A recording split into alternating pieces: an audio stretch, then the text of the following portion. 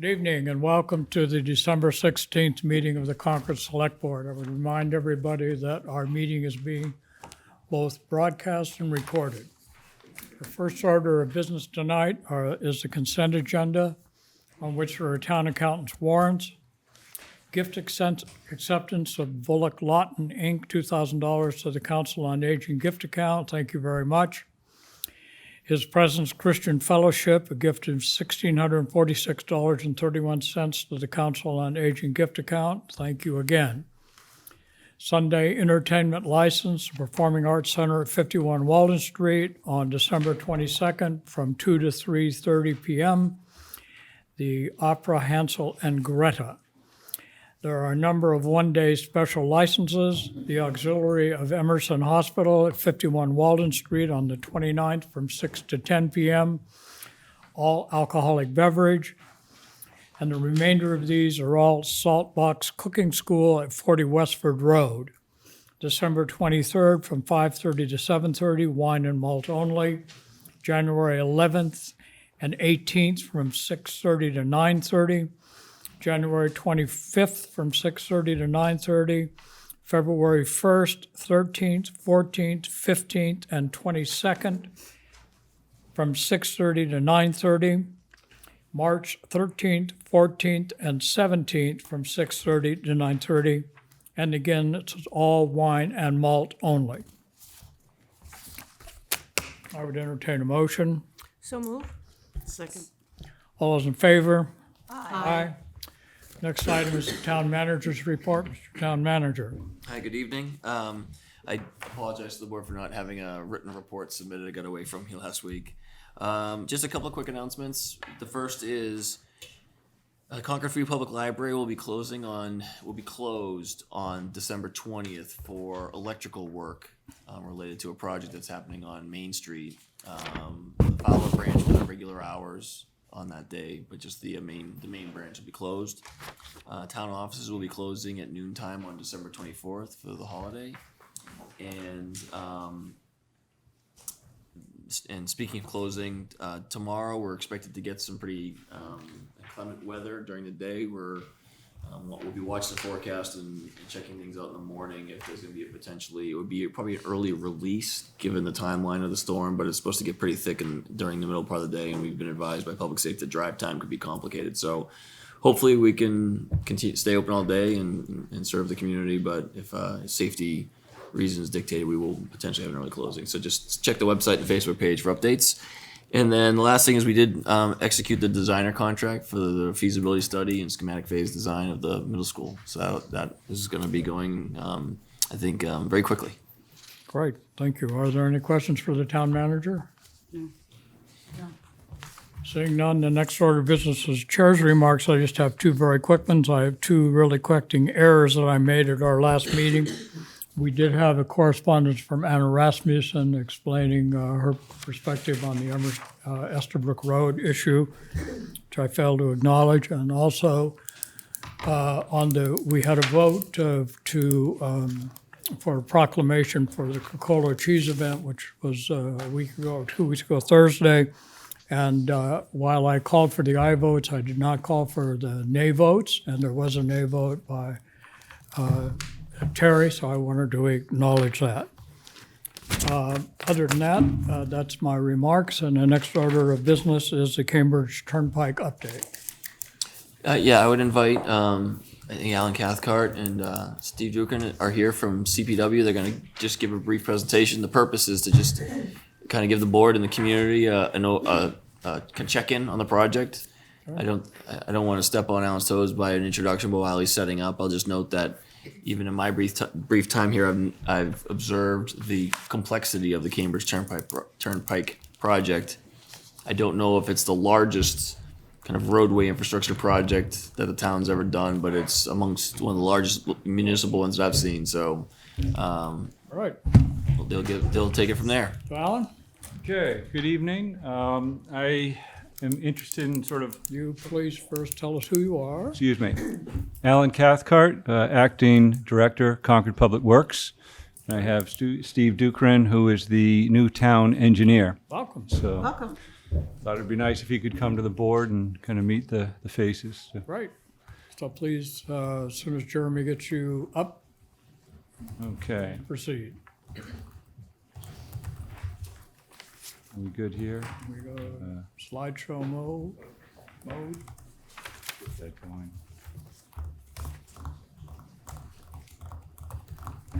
Okay, great.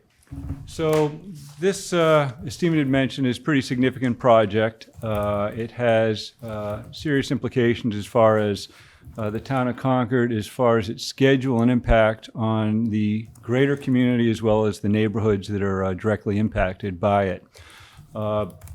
We have found that as Steve and I are getting up to speed on this project, there are some notable updates or changes in the schedule that we thought was important to bring to your attention.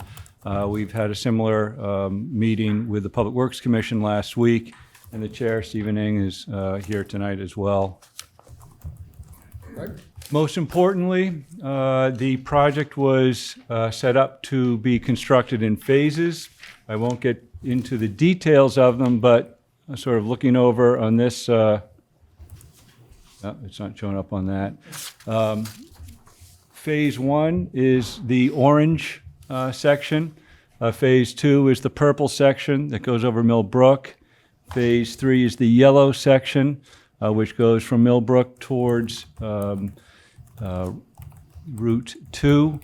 And then we're looking at Phase 4, which is a section where there's a culvert where the noted flooding has occurred for years and years. And that's sort of one of the main drivers of the project. The project was divided in these phases to allow for constructability and scheduling to try and minimize impact to the community. The orange and yellow section was bid as a one contract, and the two purple sections were bid as another. The reason is the nature of the work is very different, and the town thought we would get better pricing if we targeted the specialized work, which is in the purple area, to a contractor who was qualified to do that work. I will note that the work in the Section 1 and 3 are primarily underground utilities. It's complex, a lot of competing utilities in that corridor. That work, for the most part, it's not complete, but as far as the impact goes, the utilities have been installed and the base course of a roadway has been established. And so there's some cleanup work, but that actually is moved along nicely.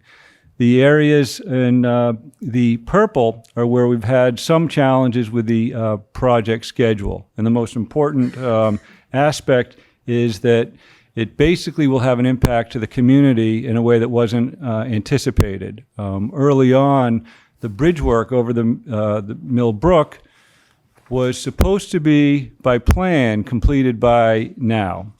Basically, this was a two construction cycle project, but an important component was having the bridge complete so that traffic could then travel from Lexington Road over the bridge, Cambridge Turnpike to Route 2, unimpeded during the winter and spring. What happened is, as a result of a number of different delays and construction challenges, that work was close to complete, but that wasn't sufficient. The bridge is not, we're not able to have that bridge open, and that is different than the messaging information that people, have had to date.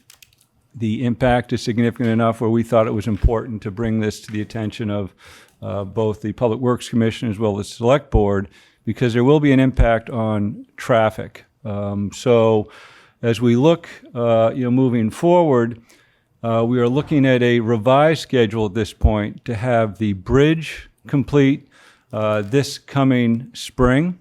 And that will mean traffic will then be able to sort of egress over it, with work slated for the culvert that is down towards Route 2 to be completed in the midsummer to early fall.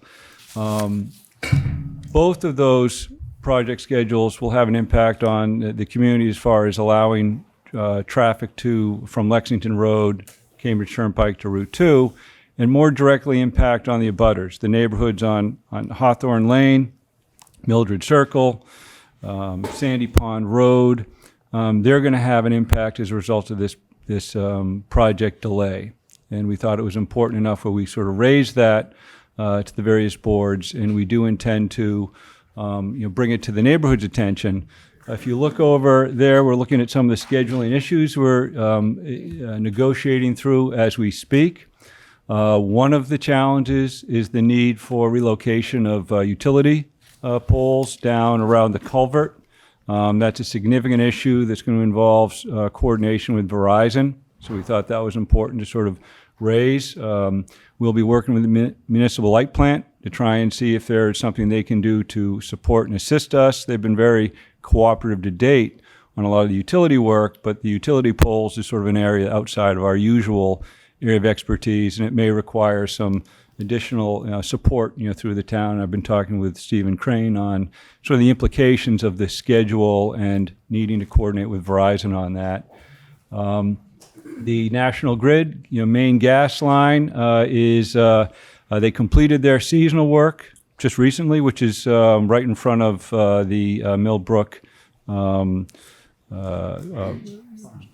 and we've been working very closely with the farm and the impact over the past month to try and minimize any impact that he's had. And I think the real issue is going to be we're presently evaluating some of the options we have to work with the contractors to look at their existing plan of work and see if there isn't something we could possibly encourage them to do during this construction season over the winter. It's a bit of a challenge. It's hard to do winter work, but we are working with them as we speak. So the high-level issues are really detoured traffic presently, where people are still looking at Hawthorne Lane as an egress from Lexington Road to get to Route 2. That's causing an impact on Hawthorne Lane that hadn't been anticipated.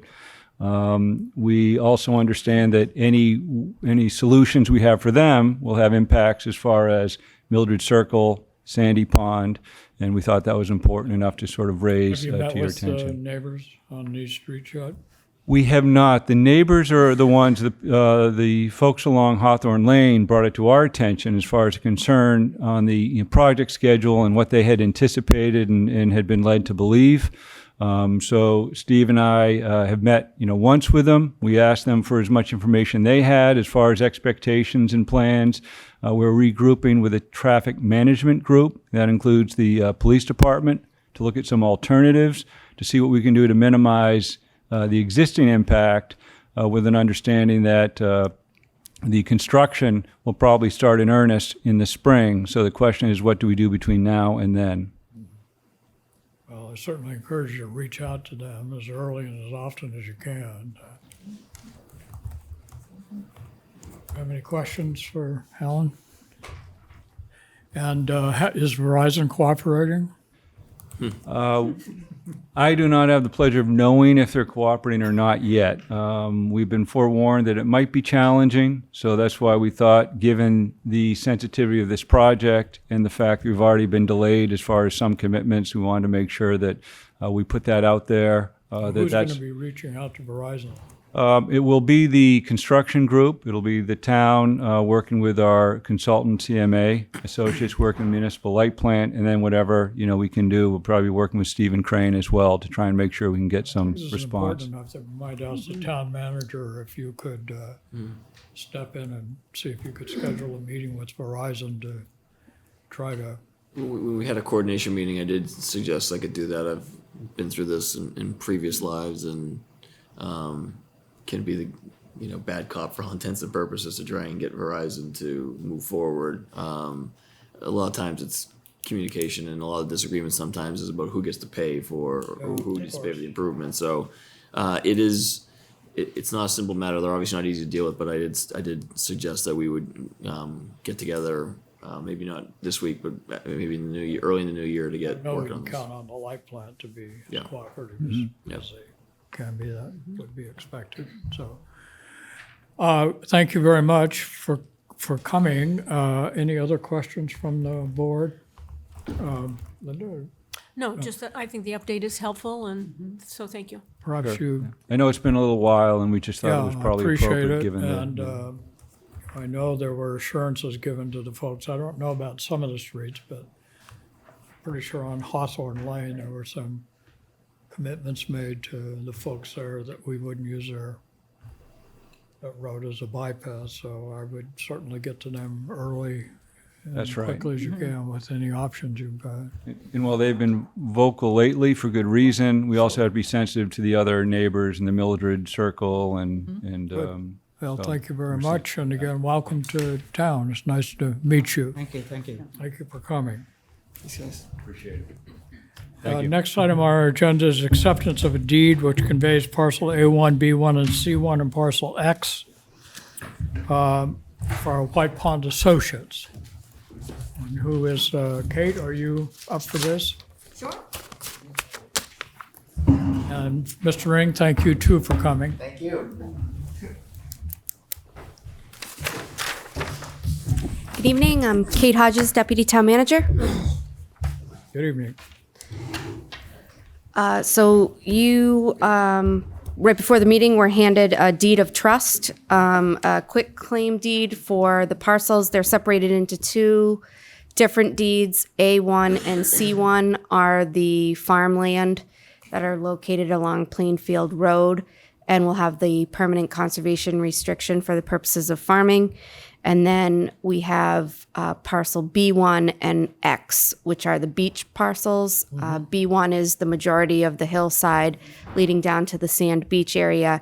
Parcel X is a very small triangular piece that's located on the opposite side of the driveway, which is the state's right-of-way.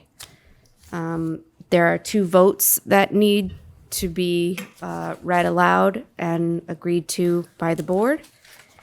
And then if I could get signatures on the votes and signatures on both deeds, I can collect those back. And Tom Furlong, who is the attorney for White Pond Associates, will be collecting them tomorrow, and we should have them recorded. And we will be the proud owners. official owners by year's end, so, All right, which is there a any wonderful thing. questions, that the board wants to ask before we move to this matter?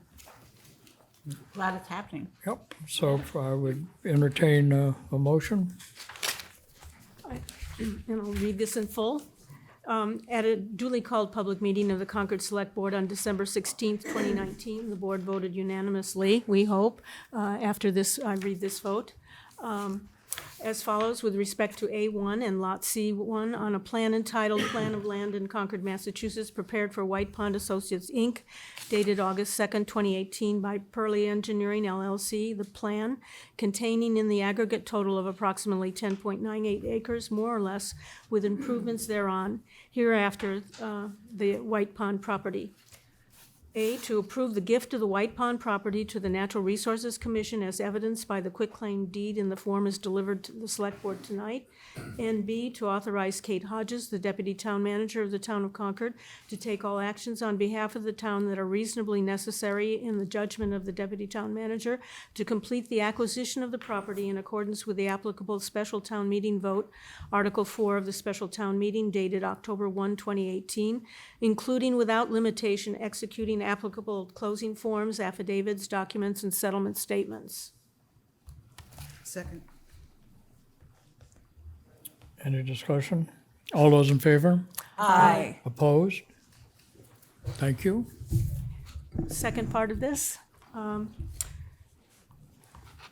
And again, I'll read it in full. At a duly called public meeting of the Concord Select Board on December 16th, 2019, the board voted unanimously, as we will entertain shortly, as follows: with respect to those parcels of land shown on Lot B1 and Parcel X on a plan entitled Plan of Land in Concord, Massachusetts, prepared for White Pond Associates, Inc., dated August 2nd, 2018, by Pearly Engineering, LLC, the plan contained in the aggregate a total approximately 7.16 acres, more or less, with improvements thereon, hereafter the White Pond property.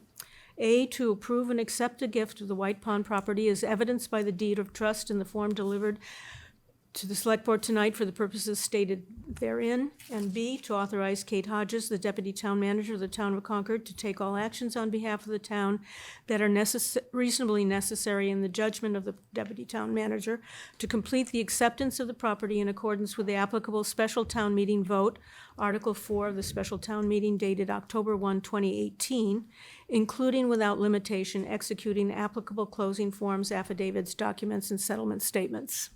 Second. Any discussion? All those in favor? Aye. Opposed? Thank you, and thank you, Kate, for all your work. Thank you to the White Pond Associates for the very generous gift. It's really indeed. very exciting. And the next item you're here for as well, a two for her. This finalize and approve the conveyance of .22 acres, parcel ID 2156, parcel 2 to Concord Housing Authority for a fee of $1. Ms. Hodges. Correct. So there are two documents that you have there, the record of the vote, which I apologize, Linda, you'll have to read in its entirety again, and then the quitclaim deed. And that basically is the deed that conveys the town's rights to basic .4 acres over to the Housing Authority. Okay, well, we've heard about this before. Are there any questions from the board? If not, Sorry, Mr. Chair.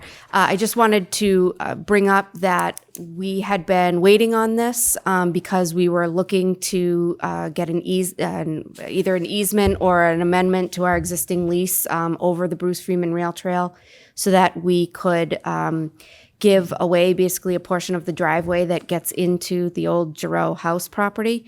And so while the state has not been able to give us the piece of paper, this morning around 9:30, we got a letter from the Secretary of State and the DOT Rail Division heads that have said that they are committed to doing that their attorneys are working on an amendment to the existing lease, which would be the third amendment that we have. One last amended when we connected the parking lot along Commonwealth Ave to that. And so that should be done by the 30th of January. So there would be no reason to not convey the property. We have all reasons to believe that we'll be able to build the new driveway. then it's all right for us to go ahead and do that without the, That's correct. okay. Any other questions for Ms. Hodges? I just want to commend Kate for her doggedness and attention to detail on this. It's been, even in the time that I've been here, it's been a lot of, Well, even before you were here. long before I was here, but even the time it's been impressive to see the amount of, like I said, stick-to-itiveness dealing with various agencies to kind of get this done. It's a Been a tremendous strong and accomplishment. passionate supporter of this project for a number of years. So we're grateful to I you do for love that. this project. Sorry? I said I do love this project. Yes, you did. All right, Linda. Okay. At a duly called public meeting of the Concord Select Board on December 16, 2019, the board will vote unanimously, we will soon find out, as follows with respect to a parcel containing an area of 9,400 square feet, 20.22 acres, and identified as Parcel A, the property, on a plan entitled Lot Consolidation and Plan of Land 37B, 37Y, 365, and 369 Commonwealth Avenue in the town of Concord, prepared for the town of Concord, dated December 10th, 2019, prepared by Greenman Pedersen, Inc., referred to as the plan. A, to approve the donation of the property as identified on the plan referenced above from the town of Concord to the Concord Housing Authority for consideration of $1, as evidenced by the quitclaim deed that has been delivered to the Select Board tonight, and to approve the execution of the quitclaim deed.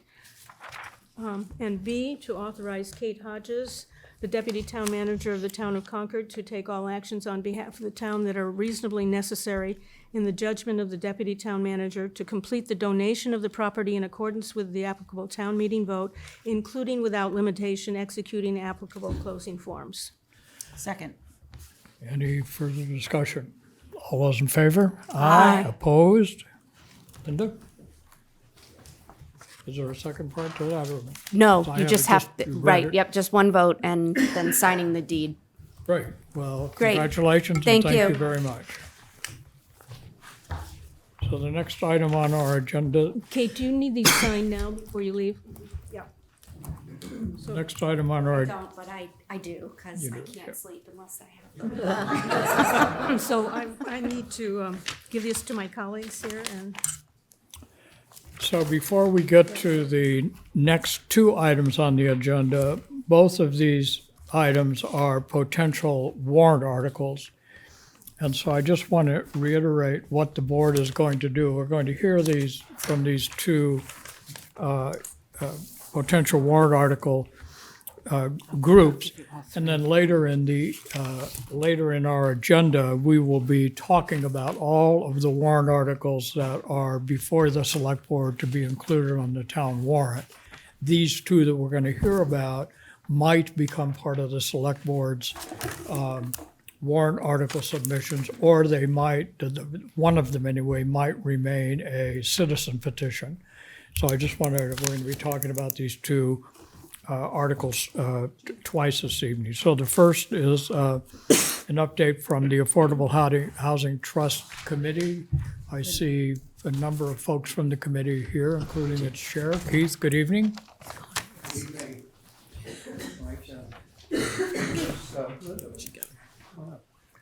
Linda and Jim and Jim, pull that chair. Lee, and place is rocking.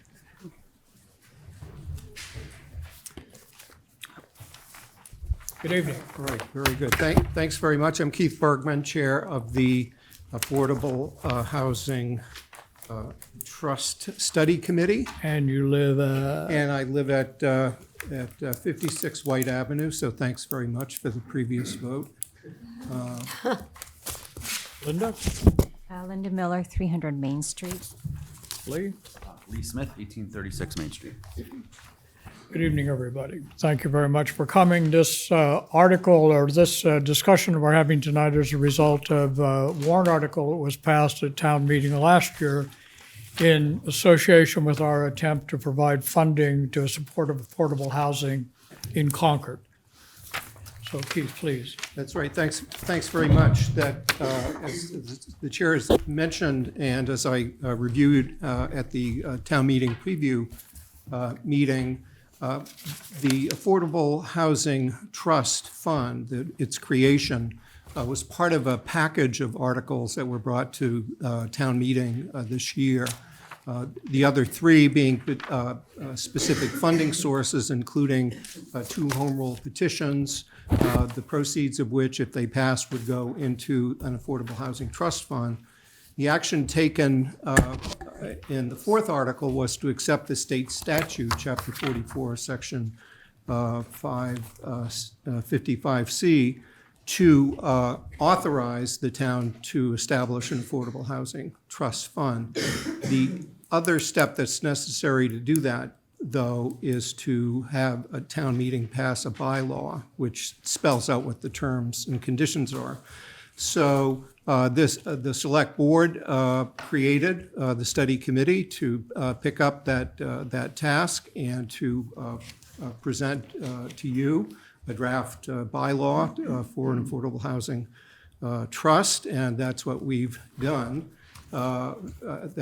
We've had a number of meetings over the last few months.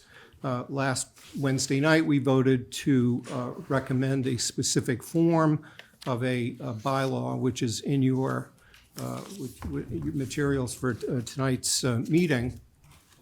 And what I wanted to do was just recall specifically what was the purpose of the package of articles that was brought to town meeting, and it was the then Affordable Housing Funding Committee, which had been active for a couple of years, told the voters that Concord needs predictable, sustainable revenue sources so that funds are readily available when affordable housing opportunities arise. Much of the development of affordable homes is opportunistic, occurring when a suitable property becomes available, and without the necessary funds to act quickly, valuable opportunities would be missed. So one of the themes that we approached in this was the need to have some nimbleness on the part of the entity, the new entity that would be created, but also recognizing that it's not going to stand on its own. In fact, it joins a sort of a pantheon of other affordable housing entities in Concord. Part of the slideshow presentation that I made a week ago Saturday, and those materials are in your packet, showed all of the organizations that have part of the housing pie in Concord town government. And it's important that this new entity, which by its statutory authority would be more nimble, it would have the ability to approve funds throughout the year, depending upon how much money it had. It could approve funds without having to wait for an annual town meeting vote once a year, that there would be the opportunity to do it throughout the year. It would also have the authority, if you accepted the form that we're proposing, it would have the authority to acquire and land as well. We have included in our draft bylaw the requirement that anything having to do with acquisition or disposal of land would also require a 2/3 vote of the select board. In fact, we prepared materials which specifically goes over what the role of the select board is in our draft. And I should also mention that and there's a copy of the draft bylaw, and we can share with you. I have it tonight. I just prepared it as a note, but many of the powers and duties that we are proposing the Concord Affordable Housing Trust have are lifted right from the statute, that there are, over 100 communities that have already done it. We reviewed with Select Board member Linda Escobedo's help, and also special shout out to Liz Russ, our staff support from the Regional Housing Service Office. I frankly don't think we could have met the deadline without Liz, so we're grateful for. I'm sure there are many entities in town that say that. Say the same thing. About Liz all the time, and the rest of your excellent staff. So we, for the sake of flexibility, have largely left in all of the statutory language. But we've added some things as well, and I think that those are improvements.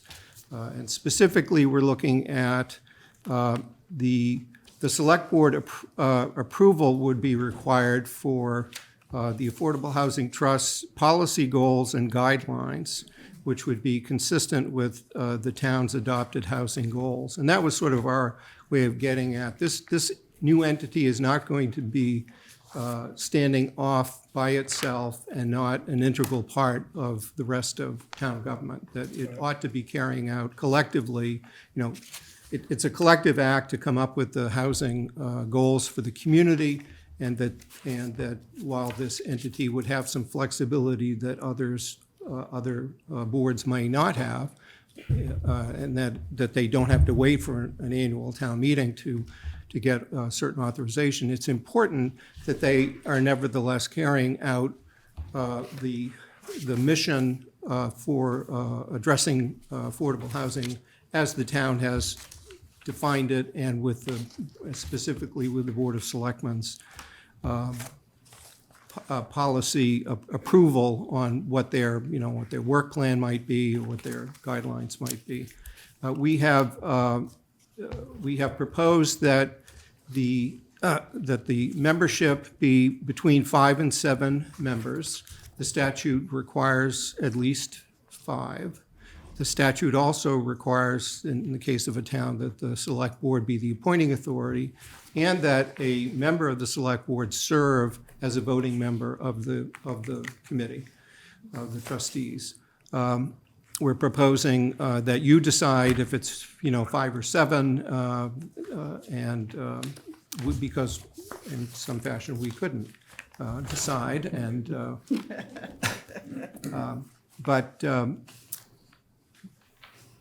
the select board approval would also, in addition to approving when buying or selling property, if there were ever any borrowing involved, the select board as well as town meeting approval would be necessary. There would be an annual audit conducted, which would be reported to the select board. And select board approval would also be required for the declaration of trust document, which would follow the creation of the Board of Trustees, that in order for them to start doing their work, those trustees would need to adopt a trust document, which will look very similar to the Submitted to the bylaw. state, yeah. And let's see. Our timeline for proceeding would be that we'll continue to be involved as much as you would like in gearing up for and presenting this at town meeting. We've got 6 months appointments, but we understand that you may want to extend that, and we're happy to do that. If approved by the town meeting in April, since it's a general bylaw, it only takes effect after the Attorney General approves it, and she has 90 days after receiving it from the town clerk. So it might be by the end of the summer before that bylaw is approved, and you could actually appoint trustees. So they may not be up and operating until next fall. And so it might be the subsequent, the 2021 annual town meeting might be the first time that there are specific, if they've got specific requests that they're bringing for authorization, that would be it. But we have tried to stick to the guidelines in the state statute for starters, but also that we reviewed a lot of bylaws from other communities to see if there was language that we could use to help them get on their way. So we've specifically carved out language that that specifies those purposes for which select board approval would be necessary. There's no such language in the statute, but we've added it here. The treasurer collector of the town would be the custodian of the funds. This is a municipal board. It's not an outside entity. It would be a town board. So, and I think that's, I think those are the high points. Linda, Lee, any additional comments? Jim? Questions? Lee, did you? What were you pointing at? Oh. Questions that the board might have? I have one question. I'm trying to get a better understanding of what the role and the tasks would be of this group versus the CHDC. And I know, Lee, you're on the CHDC, so it seems like there's a little overlap, or I think one of the primary purposes of establishing this trust is to be the recipient of the funds from whatever sources may be available. And then the trustees on the newly established trust could receive requests, whether it's from CHDC or the Housing Authority or another eligible entity, to then distribute those funds in between town meetings without requiring further town meeting authorization or specific projects. so right now the CHDC can be recipient, right, of funds? Yes, but we would have to go either to the select board through a prior appropriation or seek approval in a subsequent appropriation at town meeting, Or over and above whatever funds Okay. CHDC. community preservation Okay. funds? Correct. All right. So for example, the trustees or CPC on their own could just make an annual appropriation to this trust, and then those funds are sitting waiting for a project. for Okay. example. Thank And the you. same with the transfer of free cash, if we decided to do that, or a gift or anything is a Any number of sources of particular. funds. Or if they were inclusionary zoning. Right. So when I was town administrator in Littleton, we adopted, just a couple of years ago, had adopted the Affordable Housing Trust and specified that it was part of a package that included Affordable Housing Trust, inclusionary zoning, and accessory apartments as used by right, all addressing housing, and in the case of the, where a developer did not construct an affordable unit under inclusionary zoning, that the payment could be made and it would go into the trust fund. So those sorts of things. I know Linda has briefed you on the home rule petition language too, and that two of the funding sources for Concord's Affordable Housing Trust Fund, if they pass, one is the real estate transfer fee, home rule petition, the other is a building permit fee surcharge. And we saw where, at least Misery Loves Company, now the Boston City Council has Right. voted to file a home rule petition for a real estate transfer fee, along with Somerville and a bunch of others, so. Yeah, those are pending before the legislature. Right. And if that's enacted, those proceeds would go to Come the to trust. this trust, exactly. Forgive me if I missed it. Lee, did you introduce yourself and your address? We did. You did, okay, thank you. So I have, any question? I had just one, and I'm sure it's because I'm just not a careful enough reader here, but in, essentially in page 2, section 6, powers of, number 2, to purchase and retain real or personal property is a power of this trust, correct? And then on page 4, in the first full paragraph, notwithstanding Yes. anything here, the select board shall be required, select board approval shall be required for any of the following: to purchase and accept real or personal property. So, That's correct. In those instances, it's an added layer of approval authority where if the trust wanted to in fact acquire or dispose of property, it would require. so they don't have, as I interpreted it in section 6, the power to do that unilaterally. They do not, as modified by the language at the end of that section. And frankly, I think the only reason why we put it in a separate section was so that it would Confuse. kind of lump together where select board approval is necessary. And And also then- because the first 16 items anyway are just recited from the statute. Statute, So we yeah. didn't- So this was a check and balance. Yeah. So, again, on page 2, number 2, just a term I don't understand: to purchase and retain real or personal property, including without restriction investments that yield a high rate of income or no income.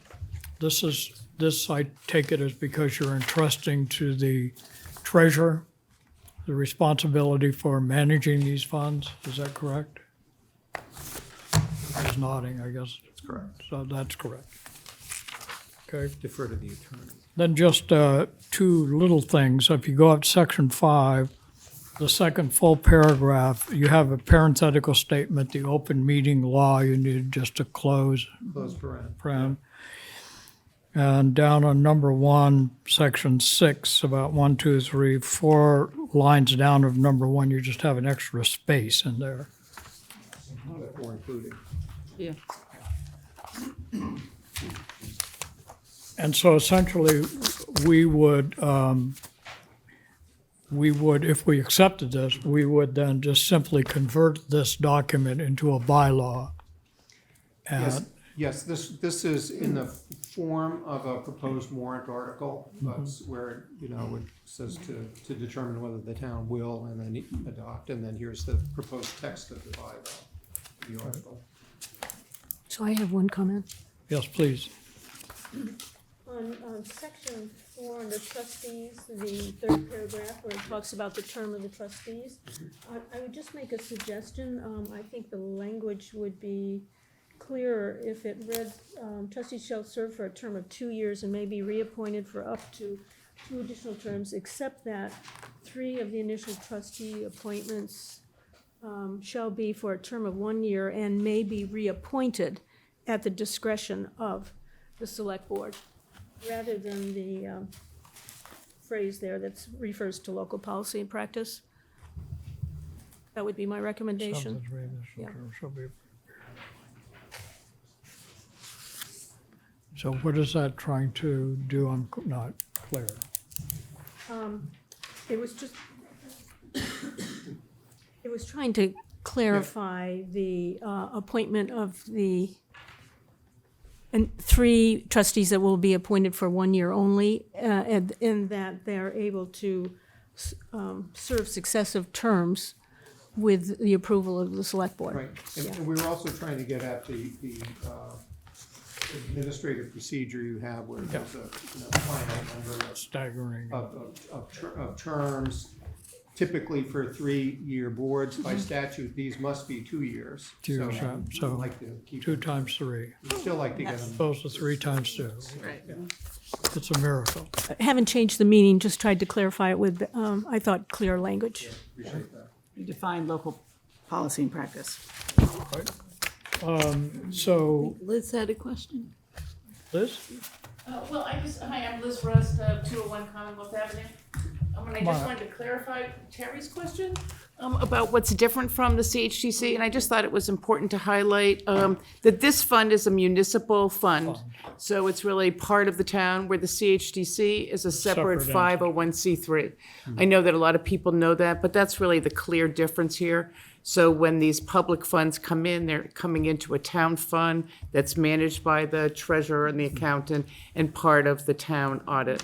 So I think that provides a different level of control and function. But Lee's point's true too, then this trust could then allocate funds to the CHDC. Yep, I think there's a picture as part of the presentation that shows that flow. Right. Thank you. So, there's 2 things that have to happen to this. One of them we could do this evening. We can do them both if we wanted to. But one is to sort of accept the report of the Affordable Housing Trust Committee. And the second, whether we do it tonight or we do it on the 30th, I don't really have a point of view, but the other is to then decide that we are submitting this as a warrant article to town meeting. So, what's your pleasure? Well, I would be in favor of both. We accept it and then we agree to submit it to the town meeting. I am too. I think the committee did a terrific job, and I think we're pretty much set. I agree. Thank you. Linda? Way to good Yeah, coach, concur, too. yeah. All right, then, that's, I better concur, right? yeah, holy mackerel. All right, then, I would entertain a motion, if we could, to accept the report of the Affordable Housing Trust Committee as submitted. So move. Second? All those in favor? Aye. With our thanks. With, well, we'll get to that in a minute. Okay, and then the second item was that we would vote to submit this as a warrant article to town meeting. So would you like to make that motion? So move. Second. All those in favor? Aye. Any opposed? Thank you very much. Thank Ladies and you. gentlemen, thank you very much. very much, all of you. Appreciate your hard work. It's greatly appreciated, and I'm sure town meeting will be equally positively disposed. Thanks again. Yeah, good work. Great. All right, next item on the agenda this evening is a potential warrant article of prohibition of expansion of fossil fuel infrastructure for new construction and significant rehabilitation.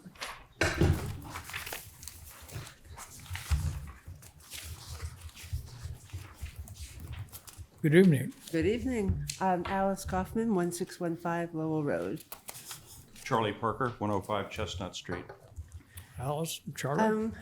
So I'm here tonight to ask for your support in sponsoring this article. The article began as a citizen petition, and since the time we've been writing the article and working with the other communities who are doing the same thing, Mothers Out Front said that they would sponsor the article, as they've been actively engaged in the development of it.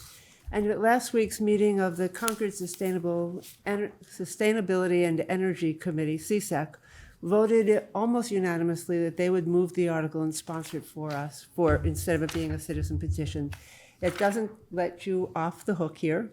I'm meeting with the town moderator.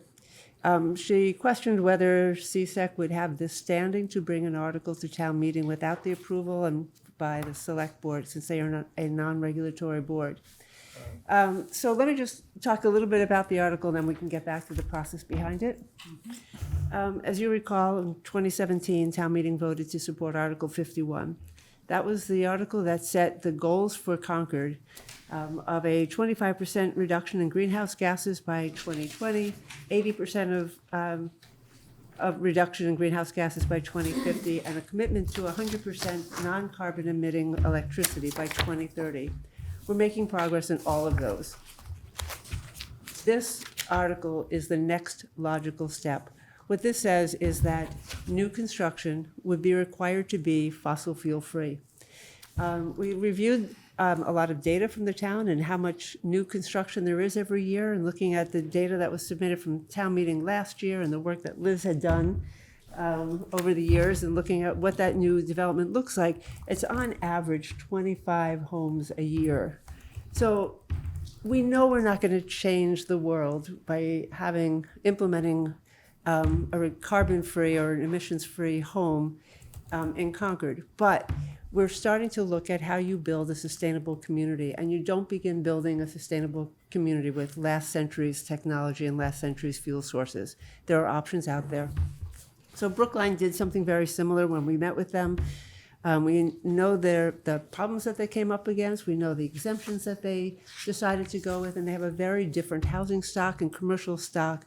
And so we've adapted their language to things that will make it more palatable, more consistent with Concord. And we have also been meeting with the folks in Belmont. Brookline's, I think you probably all saw, had approved a town meeting at a near unanimous vote. So theirs is now sitting with the Attorney General's office for review.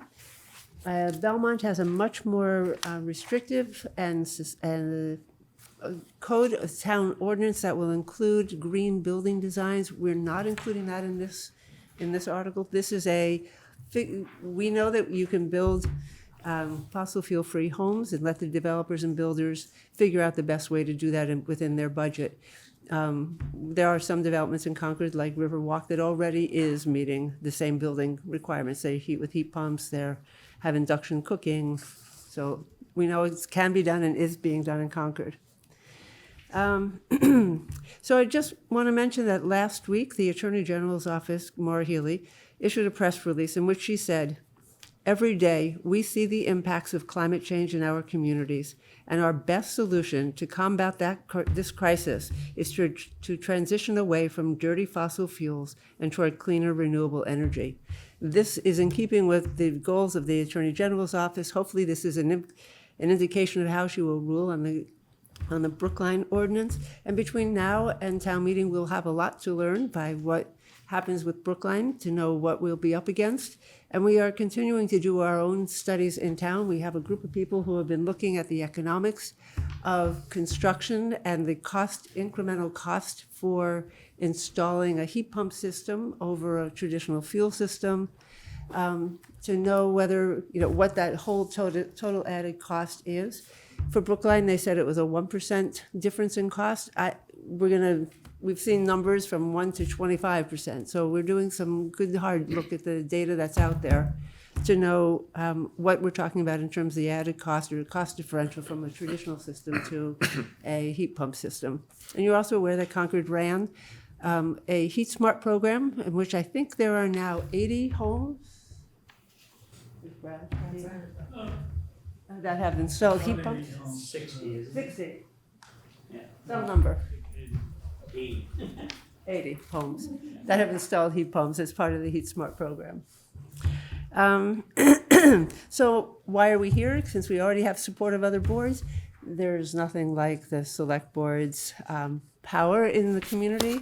You are known as a thoughtful, deliberative body, and to have your support and have you move the article would certainly hold a great deal of credibility with the voters in town meeting. And that's why we're asking you to do that. It's also in keeping with how you moved the Article 51 forward, because these are significant new developments for how we plan for a sustainable community moving forward. And you guys are the leaders in that and have been for a number of years. Questions? Or do you have anything on this? Okay. There's a team here of people who've been working on. Some of the other towns. Oh, so the other towns that are working on this, as I said, Brookline has already approved theirs at town meeting. Belmont will have their article on, at town meeting this spring. Lexington just held a townwide forum led by the select board on as fossil fuel-free design and construction, and they hopefully will have an article this spring. And Newton, Cambridge, and maybe Arlington and Boston are all considering something similar. So it's, we know that the decision on the, what we do here will have an impact on our community moving forward, but when you have that same kind of activity happening across the Commonwealth, it becomes somewhat of a mandate. And that's what we're looking for. We need to make sure that we're cognizant that we're building not to the past, but we're building to the future. And that's where fossil fuel development, not fossil fuel-free construction development, is where the future is. So, Thank you. This is a very interesting proposal. I spent some time today looking at the Brookline document, and I had a couple of questions after looking at that. And one was, I noticed they referenced in their document,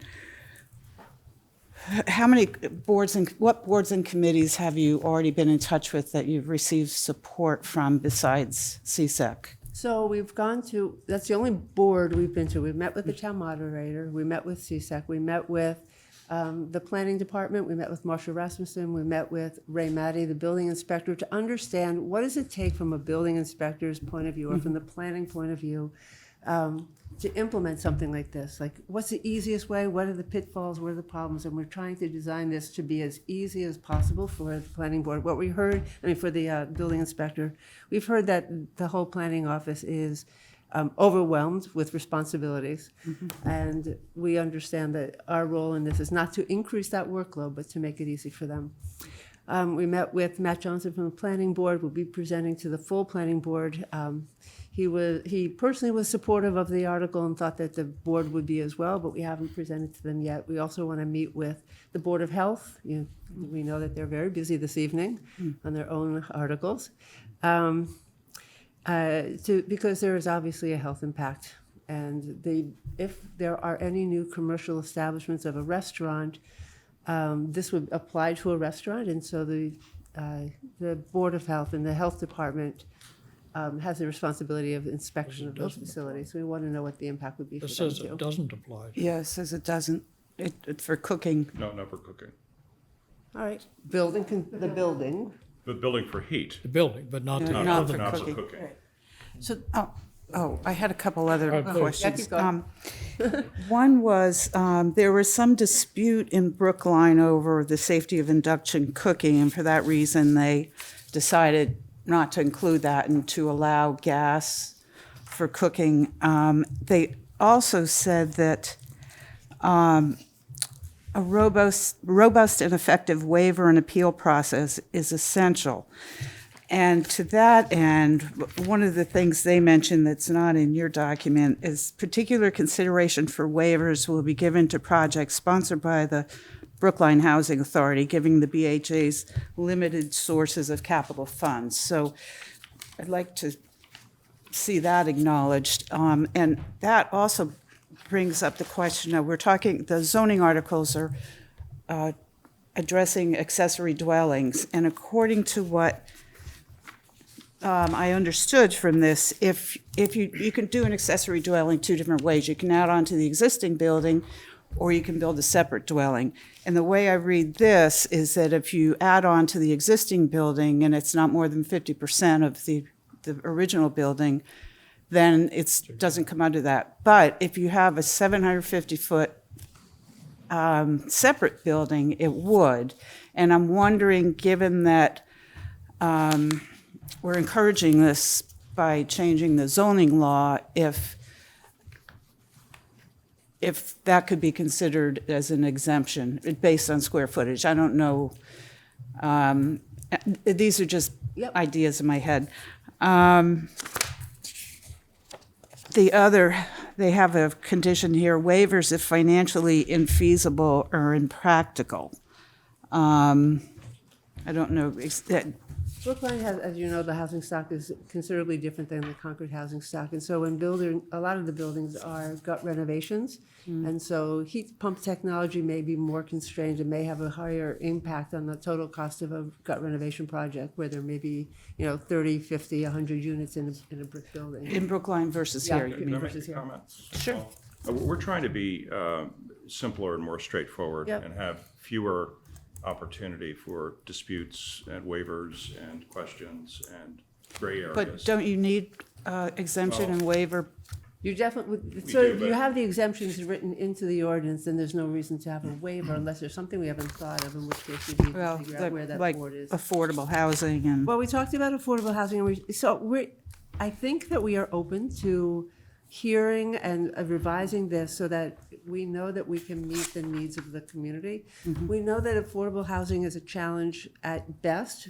We also heard tonight that we have a new housing trust that will be able to take funds in ways that we haven't had before to be able to support the development of housing. Several new recent housing projects have been built that are fossil fuel free in Cambridge and Somerville. We know it's affordable and can be done.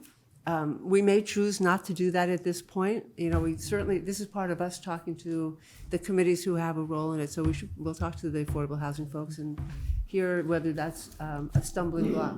We don't want to hit up against roadblocks. We want to start moving the needle, and if we come back to town meeting in 5 years, because we're so successful on what we're doing, we can now expand to the next part of the next new development or the next project, we'd be willing to do that. I think the idea is to find the sweet spot for where we are today, to be able to start moving in the direction of a fossil fuel economy, fossil fuel free economy. Well, I guess I was confused as to whether or not the article included new commercial construction or not. 'Cause that seems to be, it came up in the reference of, a restaurant, but I assume that this would mean any form of new construction? It's all new Commercial. It does. construction, It does. residential, like commercial. Okay, maybe I just didn't see the word commercial. Parenthetically speaking, we're building one of the largest buildings as a town. I understand that, which It's is, going to be all electric, and it's called the Concord Middle School. that's a very, And I would say we're quite pleased that the architects are very positive about the capability to achieve those objectives. I'm not questioning the No, I capability. know, I just wanted to say You that. wanted to It's plug good it. news. It's Yes, good news. yes. Put in a plug, yeah. Absolutely. And having been at a number of the gas leaks forums, that this was this sort of came up in as a discussion of basically no new gas lines as a mitigation to the leaking infrastructure issues. I noticed there's no sort of reference to that piece of this. I mean, it discusses no expansion of no new fossil, but tying it to the very active public outreach over gas leaks in our town. Because, whether if new gas lines are intentionally not going to be expanded, it's going to have it'll have a checkerboard impact if there are exceptions throughout. I'm thinking about, it'll be, the obvious waivers would be where gas lines already exist and you're not actually putting in a long line, versus where you might be putting in a large development, which would then require a significant new line going into the whole space. And I don't know whether that's something you'd want to write into a petition or whether you want to think about it in the way you articulate it. So the preamble to this mentions that one of the reasons behind this is to mitigate the leaks from the infrastructure underground is old, Yes. decaying, not well cared for, Right. not well managed. And we don't want to invest another 30 to 60 to 100 years in new lines going in throughout our town. So are you suggesting that there be language in here that specifically addresses leaks in some way other than? No, I meant in the presentation tonight, That wasn't, Oh, I'm sorry, yeah. So the language in here says, to protect the public health, safety, and welfare of the inhabitants of the town from fuel leaks and explosions, and from the effects of air pollution, including carbon emissions that cause climate change. because in the other towns that were listed, especially Newton, Cambridge, and Boston, it is being discussed in that term Okay. versus a non-fossil. I think part of the reason it's not embedded in the article itself is for legal reasons, in terms of getting. Bougie, do you want to identify yourself? Sorry. I should have sat up here, sorry. Bougie Cookman, 94 Hubbard Street. My understanding, I think you're absolutely right, and we should frame the gas leaks issue and say this is part of the reason towns are doing this. But apparently, it triggers legal issues if we mention Right. utilities, et cetera. That's why- So that's why it's not. Independent of Jane's concern, which I support, I would just suggest that the order in which you talk about things in that paragraph might be reordered. I think the effects of air pollution, including carbon emission, is the significant and major issue that we're dealing with here, and leaks and explosions are pretty uncommon. So I would just think that the primary one is Is the carbon emissions. carbon emission and air air pollution. I would pollution. just kind of lead with that. And the intent is really to support Article 51 as well. We want to go in the right direction of reducing new emissions in town. And if we don't do this, there's really nothing that allows any town body to restrict it currently. So So it's, if you were to if you vote to support this article, to move it at town meeting, the group of people, there's probably 18 of us or so that have been working on this for several months. We'll do all of the legwork. We'll prepare the talking points, we'll prepare the PowerPoint and give you the starting point for you to, write it however you feel best in communicating it, but we'll be there to do all the background. We're working on robust questions and answers to the things that people are likely to say. How much more expensive is it? Does it apply to this situation versus that? So we're thinking ahead, looking at the questions that Brookline was asked at the meeting, what they included in their Q&As, what Belmont is anticipating in theirs, so that we can have a pretty good set of questions and answers to all of these. and just, Alice mentioned this, but when we met with the planning staff and with Ray, their request was make this as simple as possible with as few ability for anybody to come request a variance or a change to it. So we've tried hard to make it that in response to their concerns, because they just said that, it's not that there shouldn't be some way to have, I don't know, we've identified some in here where I think the most common use cases that people are gonna want, that we've said, okay, right, with stoves, et cetera. But that was really important to them, which is why we've tried to keep it simple. And have you talked to the light plant about the potential expansion of this has the exciting ability to increase their load? So I did talk with Dave Wood, and we talked about it briefly at the last light board meeting.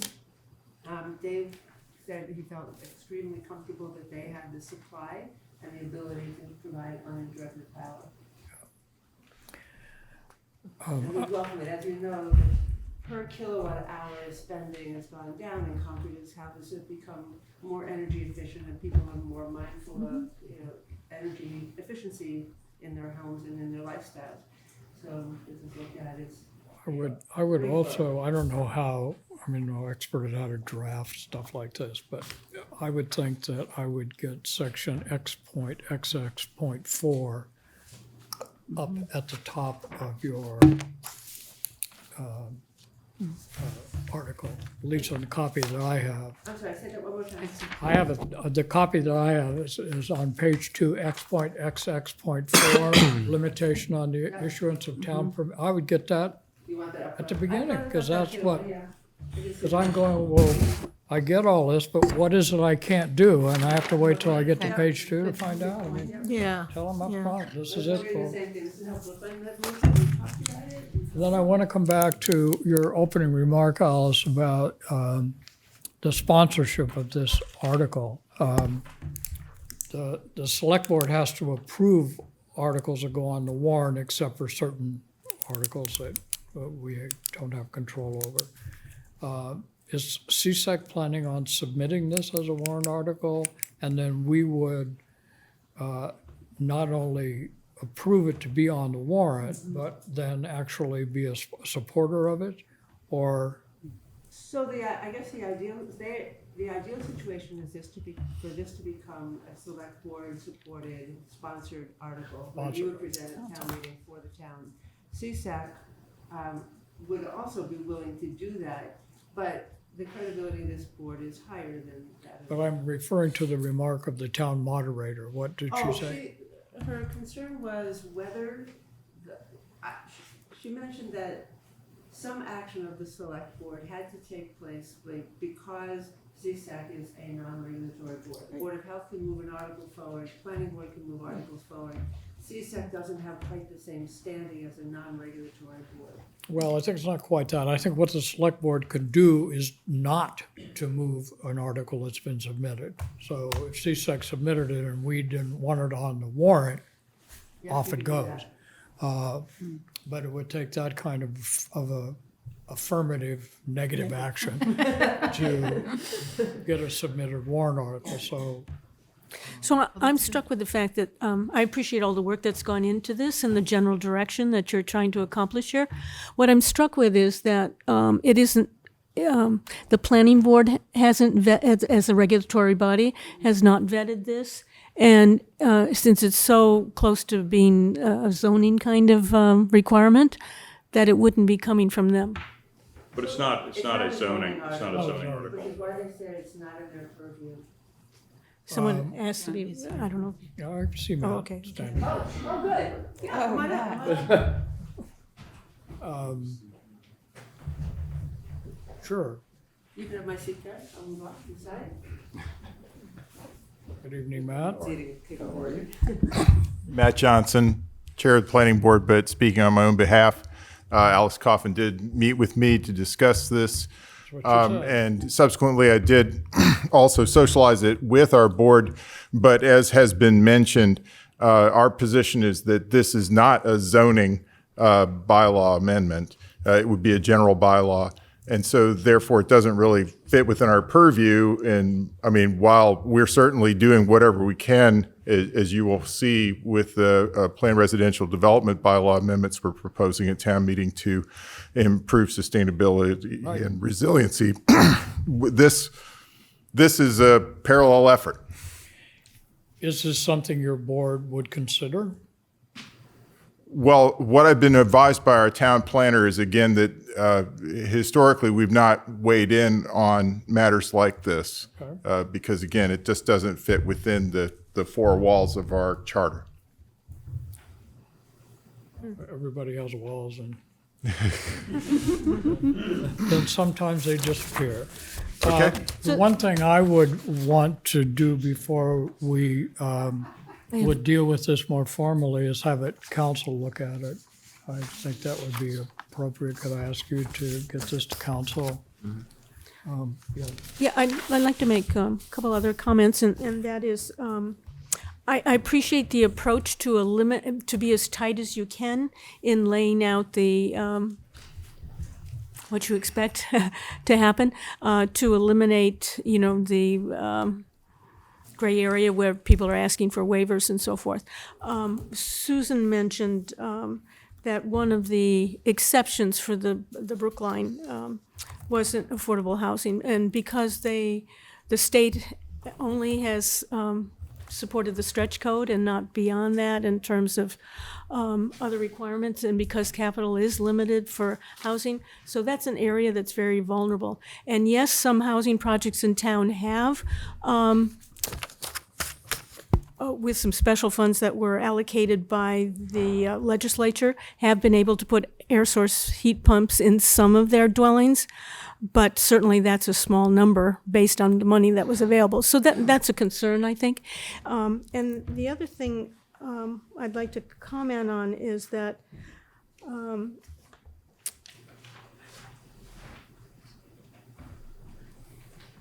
the work that you're doing in the direction you want to go is laudable and certainly meets with some of our town goals and where we want to go.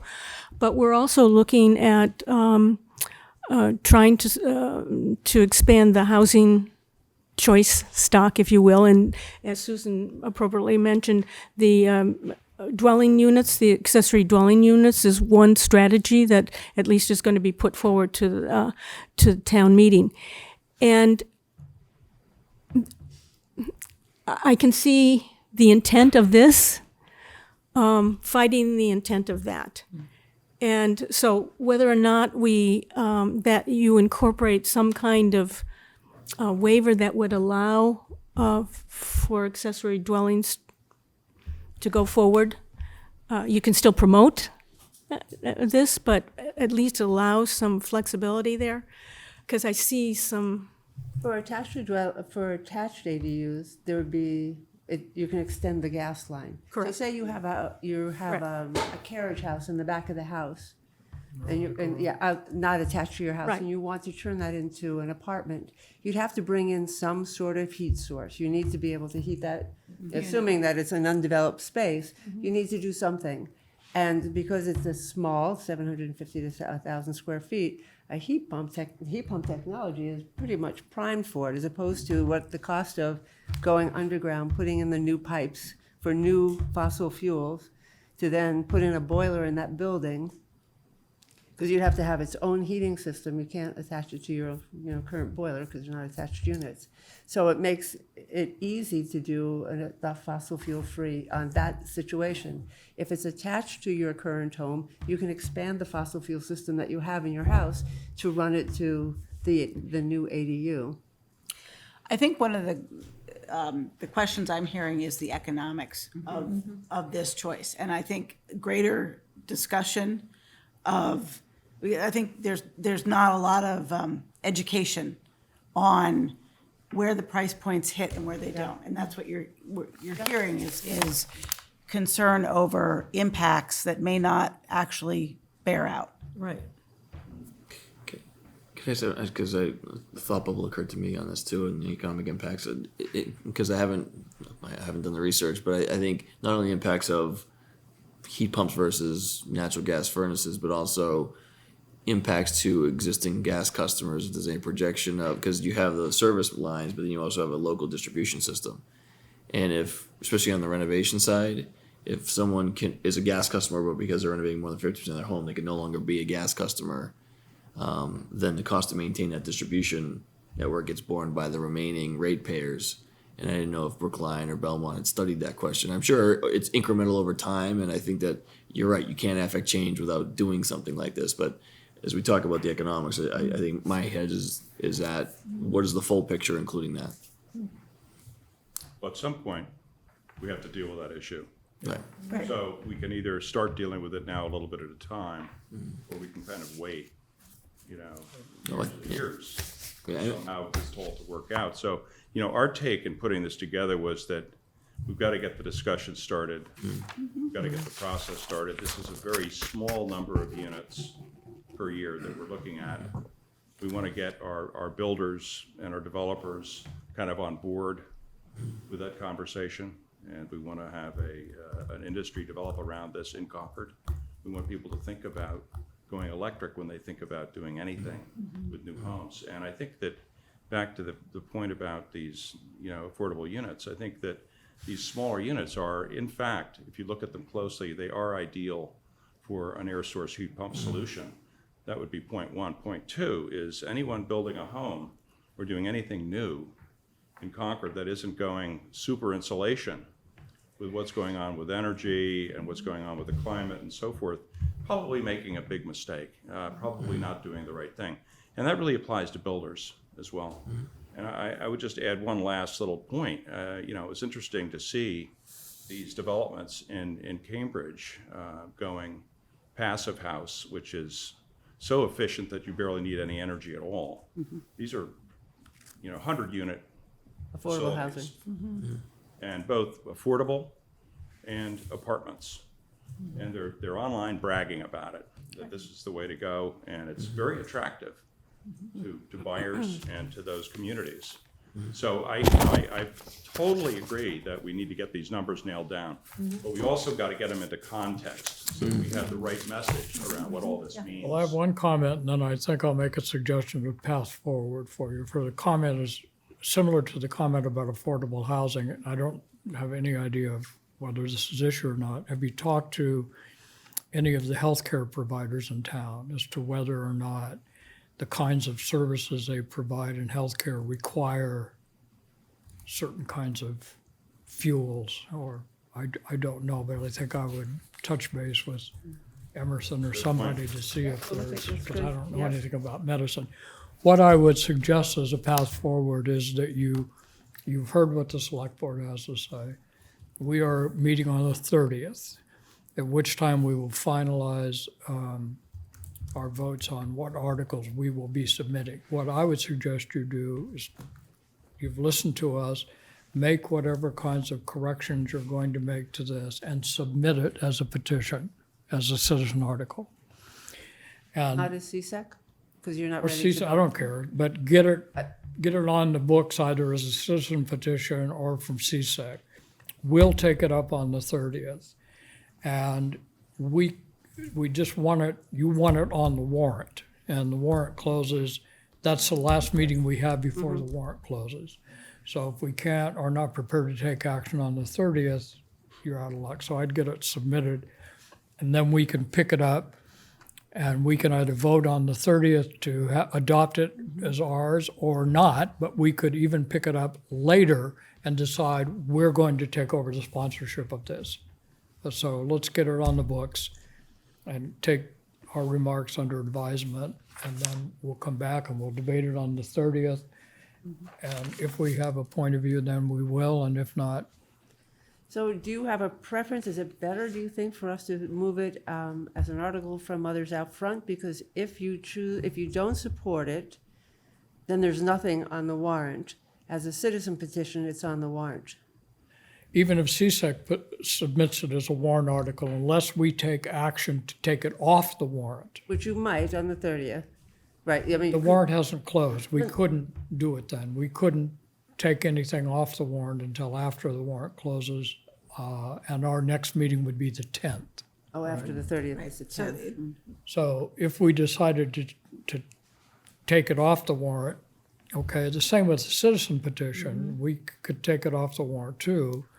Of course, citizens have a recourse to that by getting signatures Yeah. and coming back. Well, yeah.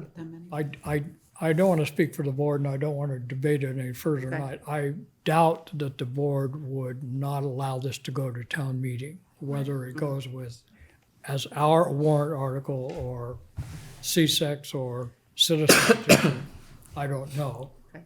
But certainly this is in keeping with town goals. It's not an unusual article in the sense other communities have taken it up. So does anybody have a significantly contrary? No, I agree, and I think it's very helpful that you guys, Mothers Out Front, CSEC, and everybody are going to do this analysis and get the price points and the legwork, and, because all of these kind of questions are going to need to be answered, so thank you for doing that. And that's the way Article 51 started too, is the same way with the Mothers Out Front proposal, and we got a hold of it and sort of ran with it, as you both know, because you were both.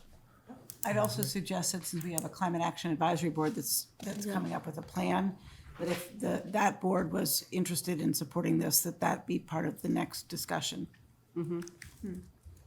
Right? Okay, great. Thank you very much. All right, our next item on the agenda is the update from the town manager on the fiscal '21 budget. And thanks for coming. Mr. Town Manager. Excuse me, thank you, Mr. Chair.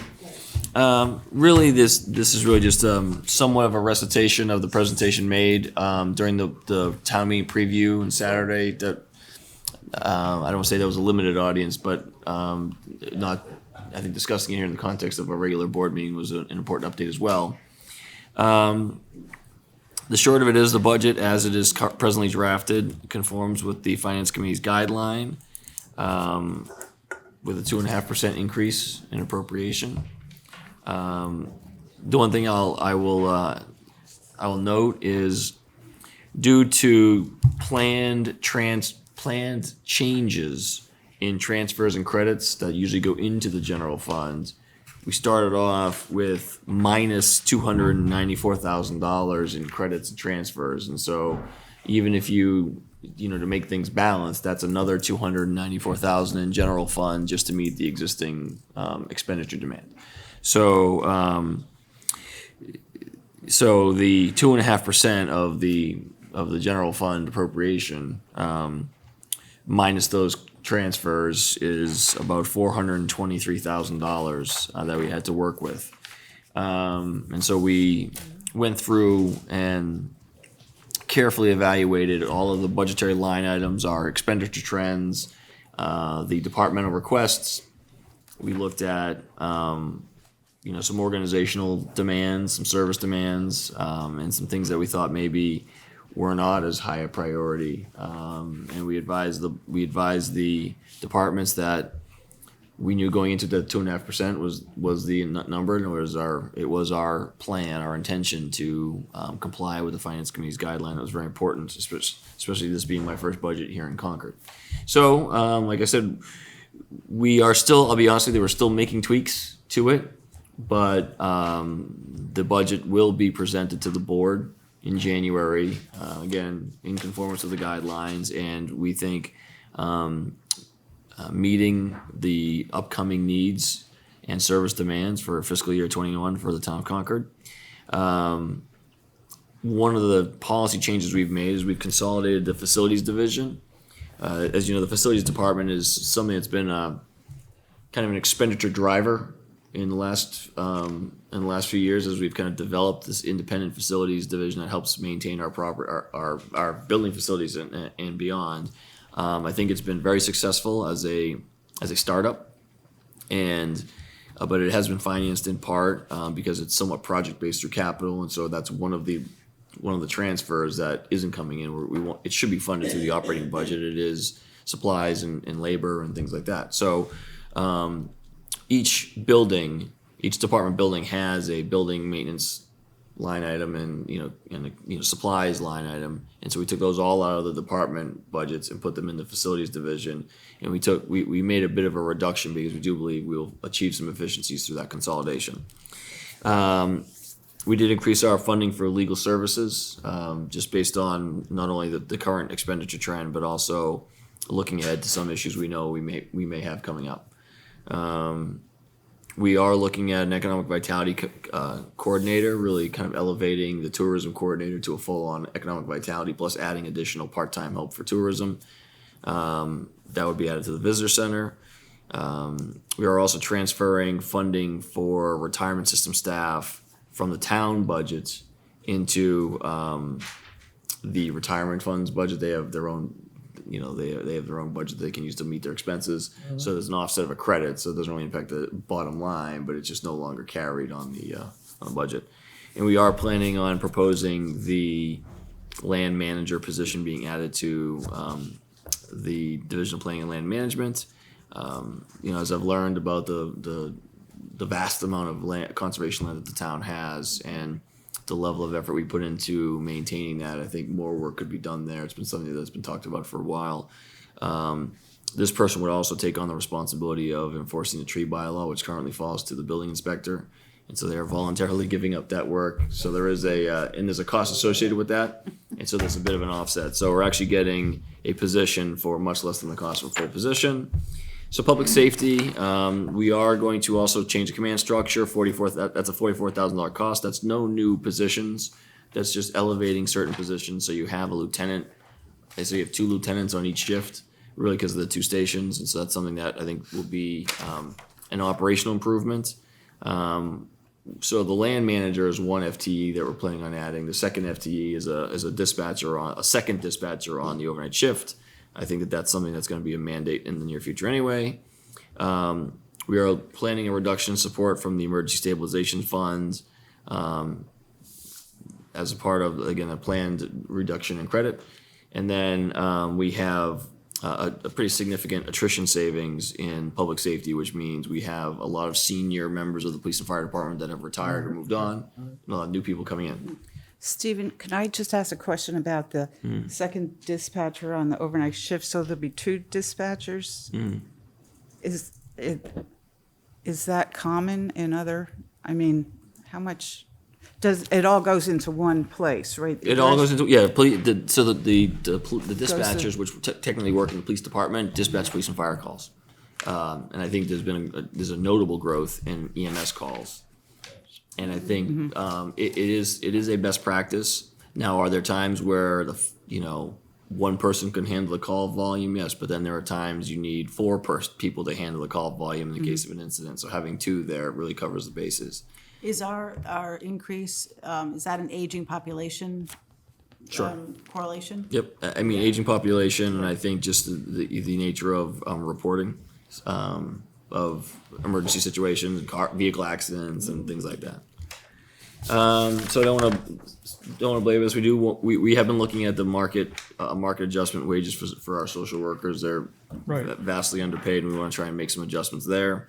I mean, most social workers will tell you they don't do it for the money, but that doesn't mean we shouldn't pay them a reasonable market-based wage. And so you have the rest of it here. Like I said, there's a lot of attrition savings, which has enabled us to, like I said, expand some service offerings and still meet the number. So it's essentially what we saw last time you presented to us, and subsequent to that, the Finance Committee had approved the final guideline, and I think they're still working on a gap at the public school level, but the town and the regional district are either at or below the guideline. Yeah. Any additional questions for the town manager? I'll make my annual appeals the first time you've heard it, but my hope is that that the select board gets brought into the budget process earlier in a discussion rather than an actual trying to price things out. But are there things that are on the select board's mind that we'd want the town manager to consider as he moves into the budget process? We tend to hear about this after the finance committee's actually heard about it. And I think it would just help us avoid potential conflicts down the road if there was just a general discussion with you about what is on our mind and what's on your mind, and then, it's your job to present the budget, not ours, but at least we've had a chance to weigh in on that before it gets, well down the road. Understood. Other questions for the town manager? All right, thank you very much. The next item, and I appreciate your patience, Cycling Advisory Committee discussion. So come on up, folks. Are you going to? I was going to, yes. So thank you. as you let me sit, please come. Sit Please down. come. Yes. One of the broad sets of goals and things we've been worrying about this year has been transportation, and the other's been economic vitality, affordable housing, capital planning. We've been dealing with all of this. Transportation has been one of the major ones that has been slow to develop. Jane has been taking the lead on that. She has some introductory remarks before we get to you folks. And I've met with many of the folks I'm sitting in front of right now, and it's great to see you, and I look forward to the discussion. I just wanted to preface this with describing sort of what we're thinking about in transportation writ large, of which bicycle safety would be a piece of. As we all know, transportation is federal, state, regional, and local issue. You can't capture it in any one bucket. It would be nice if you could. For immediate purposes, this select board, I'm suggesting that we focus on creating a local sustainable transportation action plan, that we bite off the piece that exists within Concord first, because we have tentacles that reach across regions and into the state and potentially even to our federal delegation. But that's what we can do most effectively is local, and hence a bicycle safety committee or bicycling committee. And starting with this, one of the audacious points is just how many committees and boards and town departments touch on transportation in Concord. We have a wealth of boards and committees. And so the first action really needs to be consolidating and synthesizing all of our local options, interests, departments, and committees which interact on transportation. That's not a small effort. But if we don't start with that, we're creating more committees in a town that's already awfully committee heavy. And so I'm going to suggest to my fellow colleagues that we discuss this effort initiating with an advisory group working closely with the town manager who has some significant transportation experience. And that group would be charged with collecting the data available in the town and the school departments, because we are one town. And there may be creative opportunities that we're not thinking about if we silo between town and town needs and school needs. And develop an action plan with charts of 5 or 10 year plan incorporating the goals of the Climate Action Advisory Board and the long range plan and the complete street recommendations into actions and budgets and a timeline. So we want to do this just as the long range plan suggested, holistically. And many of our components are going to be determined by non-local decisions, and we need to note those decisions. So a lot of this will change over a 5-year time with technologies, and we should identify where that's going to happen. And then some actions may actually prove infeasible or erroneous. That's what happens. We need to create a flexible space. Bicycling is probably not going to be changing massively in technology unless I've missed something drastic, but we also know that there are electric assist bicycles that are coming into the discussion right now. My husband has one, so I'm aware of that. Luckily, tonight we're hearing from town residents interested in increasing the town awareness of bicycle use and safety, and bicycles are clearly a sustainable local transportation use and will be featured in our plan. And I assume that some one or two of you will be part of that effort. I spent way too long looking at all the different places this touched in town and came up with over 20 just boards and committees that would likely have some portion of their charge affected or be interchanged. That's not the purpose of tonight. But I just want to, impress on everybody that we're starting with bicycles and bicycling, but that's just a piece of a pie that we're looking at. And it's a piece that's growing by leaps and bounds. As someone who likes to bike to and from most of my meetings when the weather allows, because I'm not as fearless as many on the road, I'm excited to hear from everybody here, as I think are my colleagues. So let me first, before I turn to you, say, so your job then is to come back to this committee. We won't get to it until January for sure, but to come back to the board with a proposed charge for how we would move forward with this advisory committee. Thank you for your patience. Again, please introduce yourselves to us. Bill, why don't you start with you? My name is Phil Posner, 223 My name is Phil Posner, 223 Lawsbrook Road. Richard Follander, 399 Old Bedford Road. Ayana Curry, 47 Lowell Road. Wade Rubenstein, 311 Garfield. Hugh McCrory, 59 Lee Drive. Thank you. Well, thank you all for being here. Please. Thank you. As I said, I'm Richard Follander. I live on busy Old Bedford Road. I've lived here for 27 years.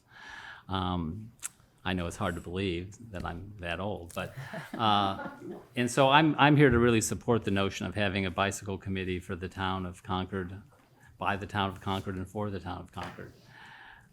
I've seen the number of bicyclists grow from just a trickle 27 years ago to really a regular flow. And most significantly, there are more and more what I call regular folks who are wearing ordinary clothes. And here's my little window into Concord's current cycling scene. A mom and two kids negotiate the narrow, bumpy sidewalk and duck beneath overhanging branches. A young couple stops to check directions on phones and casually pedal off for their weekend outing. 3 middle schoolers with tennis rackets and towels laugh out loud on the way to the neighborhood pool. A backpacking commuter, dressed for the weather, zips by on schedule. A dad pulls a covered trailer carrying a young child and a little dog. A woman with flowing gray hair and a long dress sings a quiet tune, her handlebar basket full. A California man, loaded down with touring bags, asks about the best route to his Atlantic Ocean destination. A solitary cyclist follows a headlight beam in the silent night. A line of charity riders, in all shapes and sizes, ride for a cure through the pouring rain. And of course, a pack of Tour de France wannabes hammer hard to set a record pace. From my vantage point, the Concord bicycling landscape is diverse and becoming more so. Last May, the first Concord Bike Fest welcomed hundreds of participants into a convivial cycling community with school events, a night ride, a parade, a rodeo, a bike giveaway, and local tours. Bike Fest benefited from the enthusiastic participation of town departments, recreation, public works, and the police. During Bike Fest, I heard from many people, especially families, who would like to bike more often but feel unsafe on busy town roads. I heard from people unsure about the rules of the road or the rules off the road. I also heard from people angry with rude bicyclists. Bicycling in Concord is bound to grow as a leisure activity, a sport, and as a means of transportation. The establishment of a town bike committee will help manage that growth and ensure safe passage for all. Ayana Curry, 47 Lowell Road. So one of the activities that we had that Richard had mentioned last May, on May 17th, it was a very rainy morning, and we had over 100 kids ride their bikes to Alcott School, coming from all the neighborhood. We can't imagine how many children we would have had if it hadn't been raining, but they came out despite the rain with their parents, most of their parents. Concord Police helped to get them there. And from that date till the end of the school year and continuing into this school year, even on some of the very cold days that we had that I may not want to ride on either, Jane, the bikes continue. We've had more bikes, so many so that the principal and the two principals we've had over that time frame is concerned, like, where do we put all the bikes? There's so many children riding their bikes to school. This is a good problem to have. My son can ride his bike all by himself to school, and the only thing I really worry about are the texting drivers as he crosses Main Street. He's only this big, and I say, you just make sure that you have eye contact, that they see you when he crosses Hubbard, and the cars don't stop at any of the 4 stop signs, which happens, by the way, all the time. I worry about him, but I want him to have his independence. When my daughter is riding her adaptive bike, I'm a little emotional. It's tough when the sidewalks, dip and curve, and when she has to transition to one spot to another. It's a challenge, and I want to help address. Sorry, I didn't expect it to cry. I want to help address those challenges, and go out and ride, all the bikes that I have myself. So that's what I have to say.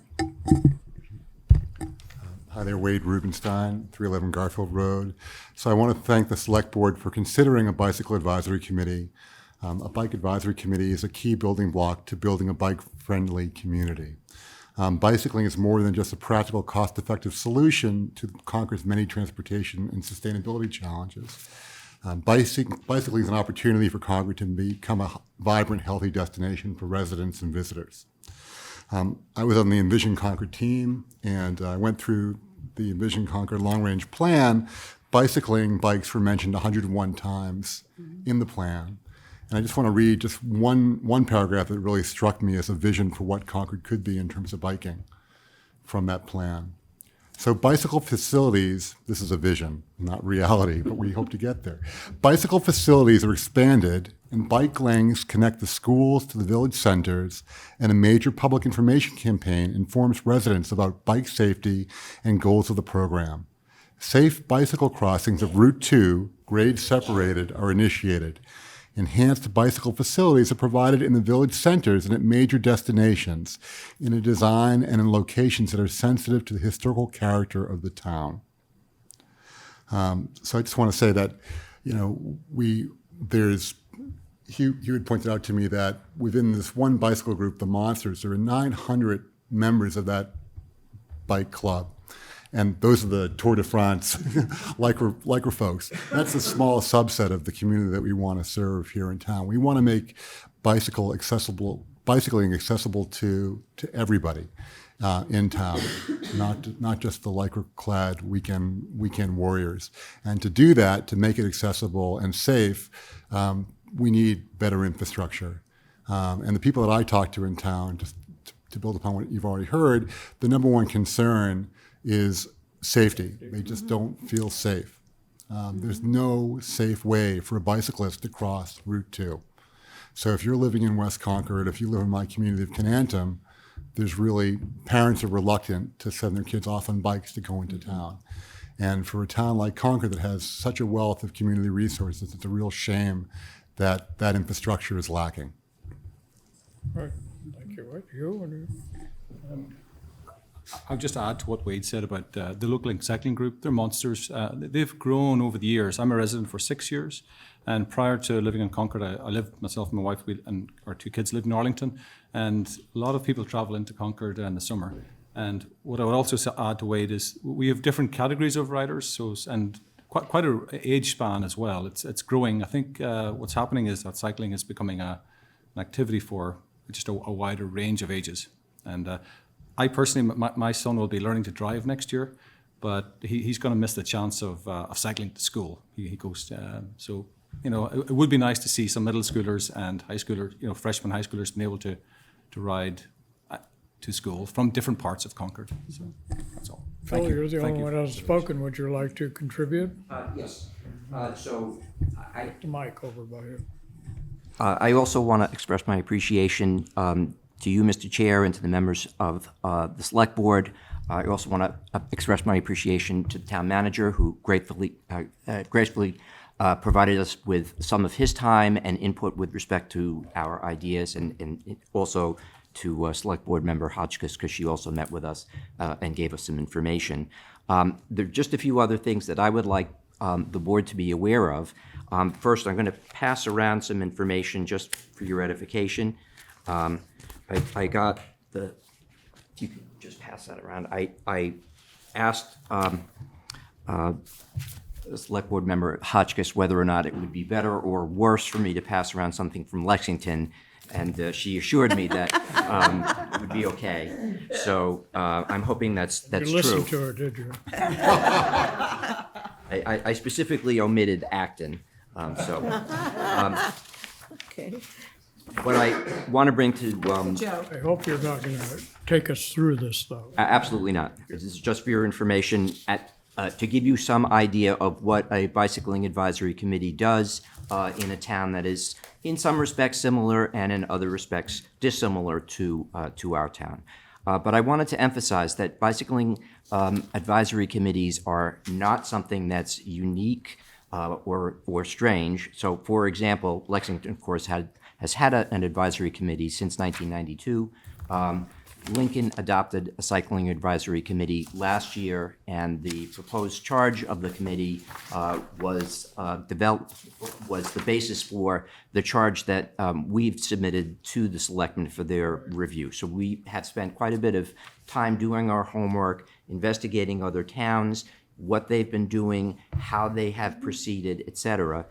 So just to give you the flavor of it, the town of Lincoln, the town of Lexington, the town of Bedford, the town of Arlington, the town of Littleton, the town of Chelmsford, and Acton all have either a bicycle advisory committee or a bicycle and pedestrian advisory committee, and in Acton it's called the Transportation Advisory Committee. So they've taken the bull by the horns and have a more holistic view of north of our border. From my own perspective, I think it's important for the board to recognize that bicycling is happening now. It's happening every day, even in the cold weather. It's going to increase as the warm weather returns, and the policies and procedures that we hope to advise the selectmen on and the other agencies of the town are pressing. We've had a fatality a couple of years ago. There were 2 fatalities in the town of Lincoln in the last couple of years. These are real concerns. We have issues with regard to both infrastructure, but also with regard to how our schools, how our public safety personnel, how our staff perceive cyclists and how they take actions with respect to promoting safety, promoting access, promoting mutual respect amongst cyclists as well as motorists and other folks who are using our roads. Because the roads are used really for everybody. They're not just for automobiles. They're not just for a particular group of people. So the last thing I want to say is cycling in Concord not only is our future, but it's also our past. I brought along a couple of pictures just so that you have a sense of this, and I'd like to enter these into the record. I'd like to thank a gentleman named Paul McCone, who was a police officer for 30 years on the Concord Police Department. Mr. McCone's family has a very diverse and storied history here in Concord, including running the sporting goods store, which was a Raleigh bike store for quite a number of years. The 3 gentlemen that you see in the picture are the McCone brothers. Are they really? They would race. Of McCone Pond, same family? That's right. So the McCone brothers had a triple bicycle. They would ride it from town of Concord down to the Boston Garden and race their bicycle, and then ride all the way back after the bike races.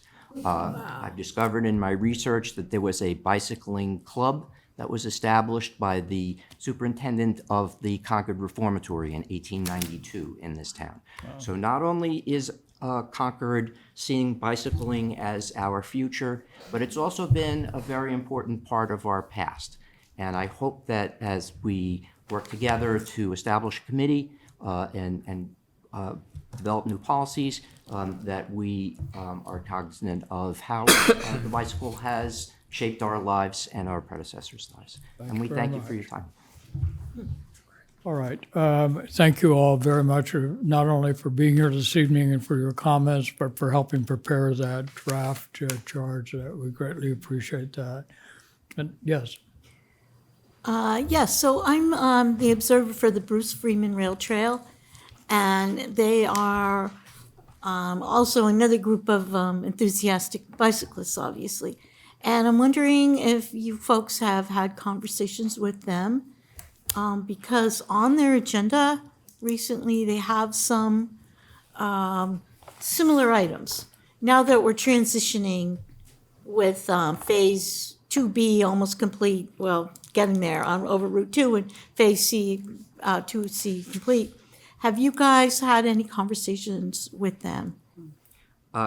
Well, we're not a formal body, so Right. we haven't had formal conversations, but I did reach out to Tom, and we had an excellent conversation. We also spent quite a bit of time talking at the ribbon cutting in the fall. And one thing that I think is different about the Bruce Freeman Rail Trail group is that it's focused specifically on the trail. They haven't expanded the scope of their activities, whereas our proposal would be a town-wide Correct. And I'm just thinking, in line with what Jane was saying, I mean, one of the things on our mind is that we do have quite a few committees. And we have some folks in town who want to maybe streamline some of the committees. And I see the role of the Bruce Freeman Rail Trail transitioning now that the construction is almost complete. They're talking more about educating people, safety, parking, a lot of overlap to what you have here in your handout. So I'm just wondering if maybe in the future we might discuss if they would consider expanding, or you folks would consider combining, rather than have 2 separate committees. Well, I can tell you that at least in the town of Lexington, there are 2 separate committees. So there is a town-wide body that's appointed by the select board. They hold public meetings and they're subject to the open meeting law and the public records law. And they act as a town body reporting to the select board. There is also a Minuteman Rail to Trail Committee, which is a private body. They happen to meet, coincidentally, on the same night of the week at the same time. So it certainly, there is a precedent for combining the two organizations. In that case, you have the Rail to Trail Committee has a focus almost exclusively on the rail trail, Sure. which is a piece of infrastructure that requires substantial management and coordination with the town of Bedford and with the town of Arlington. So, they have quite a bit of activity on their plate just to manage what they've got to do. So I wouldn't be averse to a combination. I can tell you, though, that in my comments, in my conversation with Tom, if you know Tom, I'm referring to Tom Michelman, who's the chair of the Friends of the Bruce Freeman Rail Trail. Tom is really a focused guy. He's really focused on the Bruce Freeman Trail, and at least to the extent of his own personal involvement, I think he hasn't had the bandwidth to think about a more holistic approach to cycling in town. Well, there's the Friends of, and then there's also the town committee. So I think, Terry, you're pointing out exactly what I was trying to articulate at the beginning, which is many of these interests, just within bicycling, include regional and state, since it's Department of Transportation, it's MBTA money in some cases, as well as other money, DOT money that has handled the Bruce Freeman Rail Trail. So that's why we want to look at this sort of in a much more holistic fashion. Yep. So I want to, again, then suggest that the way forward for us is for you to come back with a plan. I could, connecting to the Bruce Freeman Rail, that seems like a smart idea. How we get this embedded in a broader transportation advisory committee, I don't exactly know. But I think that if you can come back to us with a proposal, we can use that as a stepping off place to try to sort this stuff out and make sure we've included these folks in that discussion. Does that seem like a reasonable plan? Sounds I like a don't plan. think, in all fairness, we're not going to probably get to this until mid-late January. Though we've got the warrant closing and dealing with a lot of warrant articles that'll take us through the middle of January. So it's probably going to be, perhaps the 24th of January. I think that's a meeting that we're scheduled to have that we're probably going to take this up. So it's not a matter of pushing you off. It's just we've got to get this warrant squared away or we don't do our job. All right? Can I just make one comment in respect to the Bruce Freeman? I don't really know how the committee that particular committee works. I'm aware it was established in order to basically promote the trail and hash out, and there's still that little leg left. There's just not going to be an easy decision, and it's all dependent on what Sudbury does. So now everybody's sort of on hold and holding their breath for that, I assume. So I don't think it's not impossible to think that, yes, well, we had a bike thing, let's fill it in, but I think that committee's charge then should be changed. Exactly. And Bruce Freeman becomes part of it. Yeah. Bruce Freeman is now part of the bike committee or something like that. Right, exactly. And I think the broader question of transportation, again, it's a complicated issue. I know the issue of, I've spoken about the speed limit issue where, yes, the speed limit was lowered in town, but no, there still is not really 25, hardly any place except on a neighborhood street. And I think the impression was that it was actually going to slow people down, and it really hasn't. So it is a complicated issue. Regional transportation, buses, who knows what might be coming. Trolley cars might be coming back for all we know. But from my point of view, and I think I tried to capture it, is that biking's an individual thing you do, that you make a decision about, that you do with your friends or your family. And I want to encourage that. I want people to get out their door, get on their bike and go. And if biking, and I think we're at a point where we can just do that. And yes, and it doesn't have to be that complicated. And yes, it needs to dovetail with the bigger picture, but if it's just the bigger picture, people who are inclined to get on their bikes are not going to go to these meetings and hash out the details of whether, some kind of state funding for whatever gets done. I mean, it's going to be that the sidewalks on Lowell Road need to be fixed. The sidewalks on Old Bedford Road need to be fixed. People have to know when can they ride on a sidewalk, when can't they ride on a sidewalk. I mean, it's to me, there's just some very basic human one-on-one things that can be done immediately with advocates. I appreciate it. I think don't we got the it's- picture. I understand. I know, there's a lot of committees. Well, let's pick another one to get rid of. And the bike committee. No, I don't think that our interest is not moving forward with this. It's just we've got to put it in a context that is going to have Sure. a positive I outcome totally for the appreciate town. that. So I hope you'll continue to make sure we can count on your input and your help as we sort this out and move forward. So thank you all very much for coming this evening. Greatly appreciate it. Next item of business this evening is to review and approve where we can potential warrant articles for the 2020 annual town meeting. Do you all have the list in the packet of Yep. these articles? We do. Let's give the crowd 2 seconds to, a lot of bikers. The packet was double-sided for everybody, so if you've got Oh, I just this printed it. third page. double-sided. So towards the back? We can share. Yeah, there it is. In any event, we've got a number of warrant articles here, and I'm going to suggest, first of all, we can go through them and we can eliminate some in the sense that we've either already dealt with it or we know we're not ready. So the first one is the number 5, which is a prohibition on the expansion of fossil fuel infrastructure. We sort of already dealt with that. They're going to Come back on the 30th. come back on the 30th. I would also draw your attention to number 14, which is the Municipal Affordable Housing Trust bylaw. We've already dealt with that and approved it. So that can be done. I'm going to make the following bold statement.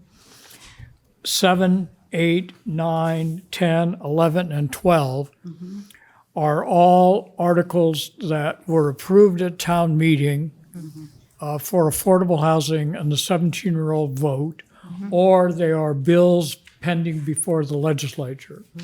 And as I've said at previous town meetings, the issue is if the legislature fails to approve these home rule petitions, we need to go back to town meeting and have town meeting reaffirm its support of these articles. That's why there are 6 of these. We will know on December 31st whether we're going to be moving articles that have been approved by the legislature or reaffirming articles that have been approved by the previous town meeting. So I think that is there any need to discuss any of these? I don't want to preempt discussion, but I think we have No, I think that had a this is- chance to talk about we've all of discussed these. them. And so what we will do is then wait to vote on those 6 articles and giving us the very last minute. All of the warrant articles are already drafted. So I will work with Senator Barrett's office to know whether or not, as we get closer to the 30th, these articles are going to be approved or not. And on the 30th, I have a pretty firm understanding of whether that's going to happen. And or then we'll not. choose to approve or reaffirm. We'll approve the ones that are going to be approved by the legislature, and the ones that aren't, we'll go back and reaffirm. our- Right, quick That- question on that too. Yeah. It's been in the news a lot lately because Boston Right. and Somerville. So has any town ever been approved for the real estate transfer No. tax? Do we know? Okay. No, and I doubt that it's going to be approved. I just, there's a Okay. lot of opposition to Yeah. it. You'll recall that the governor had wanted to get a property tax approved for climate change. Oh, yeah, yeah. So the latest I've heard is there may be a bill that's submitted next year that would authorize a property tax of a certain percentage, say 1%, I'm making this up, but a certain percentage of the 1% would be a local option. Okay. So it would be a 1%, let's say, property tax transfer, and 30% of that, the towns and cities could decide how they wanted to do that themselves. Okay. Right, All so right. that's what I've heard. Okay. All right, so let's go back up to the top of our list. It's the Middle School Stabilization Fund. You'll notice brought to our attention by Ms. Banfield, who's here this evening in the Finance Committee. And in a separate email, I think, from Dean, he had informed me that the Finance Committee was interested in supporting a sum of $2 million from free cash, and that's what you see in front of you. Any discussion on this? I think it makes sense. Yeah, I agree. Yeah. I think it's prudent. All right, are you to the point of being ready to move to submit this warrant article? Right, and I would entertain such a motion So moved. as drafted. Is there a second? Second. All those in favor? Aye. Opposed? Thank you. The next is an article that was submitted to me by the Pollinator Health Advisory Committee, a committee created a year or so ago by the town, by the select board, and their article is to ensure that any new leases or license agreements allocated by the town for agricultural research use will prohibit the use of neonicotinoids, which is a pesticide that adversely affects bee and other pollinators. Just to understand this completely, there's already a ban on these on existing town and Neither school the property. town nor the schools use neonicotinoids on any land. The issue here is if the town had 3 acres that they wanted to lease for farming, Right. So if we leased any, for instance, of the lands we've just taken on, this would be effective. what lands? White Pond. White Pond. Agricultural parcel. Yeah. Agricultural parcel. Already have land under agriculture, use gaining ground. Oh, yes. Yeah, we have lots of land under agriculture. This is new. But this would be if there is new leases, land. yeah. So there is a small agricultural Parcel parcel, of the White Pond. Of the So White I'm Pond. giving an example. Yep. right? So discussion, how do you folks feel about this? I think it's supportive. I haven't seen the wording, does it apply to renewals or just new leases? Can you identify yourself? Nick Pappas, 300 Virginia Road, and the question was if it applies to renewal. Any new leases or license agreements? Any new leases or license agreements? So it does not apply to releasing, renewal of leases. Because they're already covered. Right, Yeah. they're already, No, There- the point is there is land that is leased by the town that can use neonicotinoids on it for agricultural purposes, and this would not impact those lands if they were if they were up renewed for with that renewed exclusion. leases. So there are lands, the agricultural land that uses, how about the White Pond land? That would be prohibited if this It would be passes. prohibited. So going forward, this may have to make a distinction between renewals then. It does make a distinction that says any new leases. It does not say or renewal of leases. And I think that was purposeful by the committee. I agree with Linda. I think it needs a little wordsmithing to make it really clear. Like when you renew a lease, is that a new lease? Or, I mean, it's, maybe it needs, So maybe, I think someone could challenge it. yeah, it's not really clear. So how would you like it? I don't know, maybe council can figure out how to wordsmith it, but, I mean, and why are we excluding renewals? I think there are a large number of agricultural acres that are leased by the town that use it, and it might have a very significant adverse impact on those farms. And it was something that was discussed by the pollinator committee, and I can tell you that it meant to exclude renewals of Okay. leases. And we could add a sentence, this does not How about first-time lease? apply Yeah. to leases that may be renewed by the town. Okay. Yeah. Is that clear? Sure, yep. Per? This does not necessarily apply to new leases that may be renewed, or to leases that may be Existing renewed. leases. So someone may opt to, Well, if the leasee decides that they want to exclude the use of neonicotinoids, they certainly could do that. Correct. But this bylaw This would doesn't not require require them to. right, That's the intent. right. This is going to be our warrant article. So if you have a different perspective on that, now's the time to raise it so we get the language correct for submission to the warrant. So the reason I was suggesting this does not necessarily apply to existing lease renewal is that that gives the option for an existing, Leasee to actually now ban exactly, unit, exactly. to choose to. stop in the using renewal them. process. They could choose to do it anyway, though. I don't. Yeah. All right, let's ask council how to get that language, and we'll put this off until the 30th then. Sorry. No, I want to get it right. The next is special liquor licenses. You have the draft in front of you. This is something that I brought to your attention any number of times. The only change here, it turns out, according to council, I was under the impression that you had to actually list the folks, and it turns out you don't. So I have put in 6 general on purpose. I don't know of 6 that would take advantage of this. I know of 3, potentially 4, but So 6 is just a number that gives us enough room. gives us enough room so that if folks come over and say, hey, we didn't know about this, we're not hamstrung. Okay. Do we have to have a number?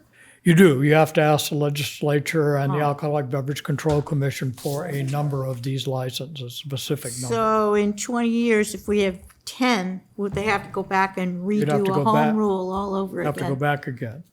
That's what's happened in a number of towns. As I told you before, Yep. Boston has 185 of them, and they've sort of done it over time. So how do you feel about this? I think it makes sense. Yeah, I do too.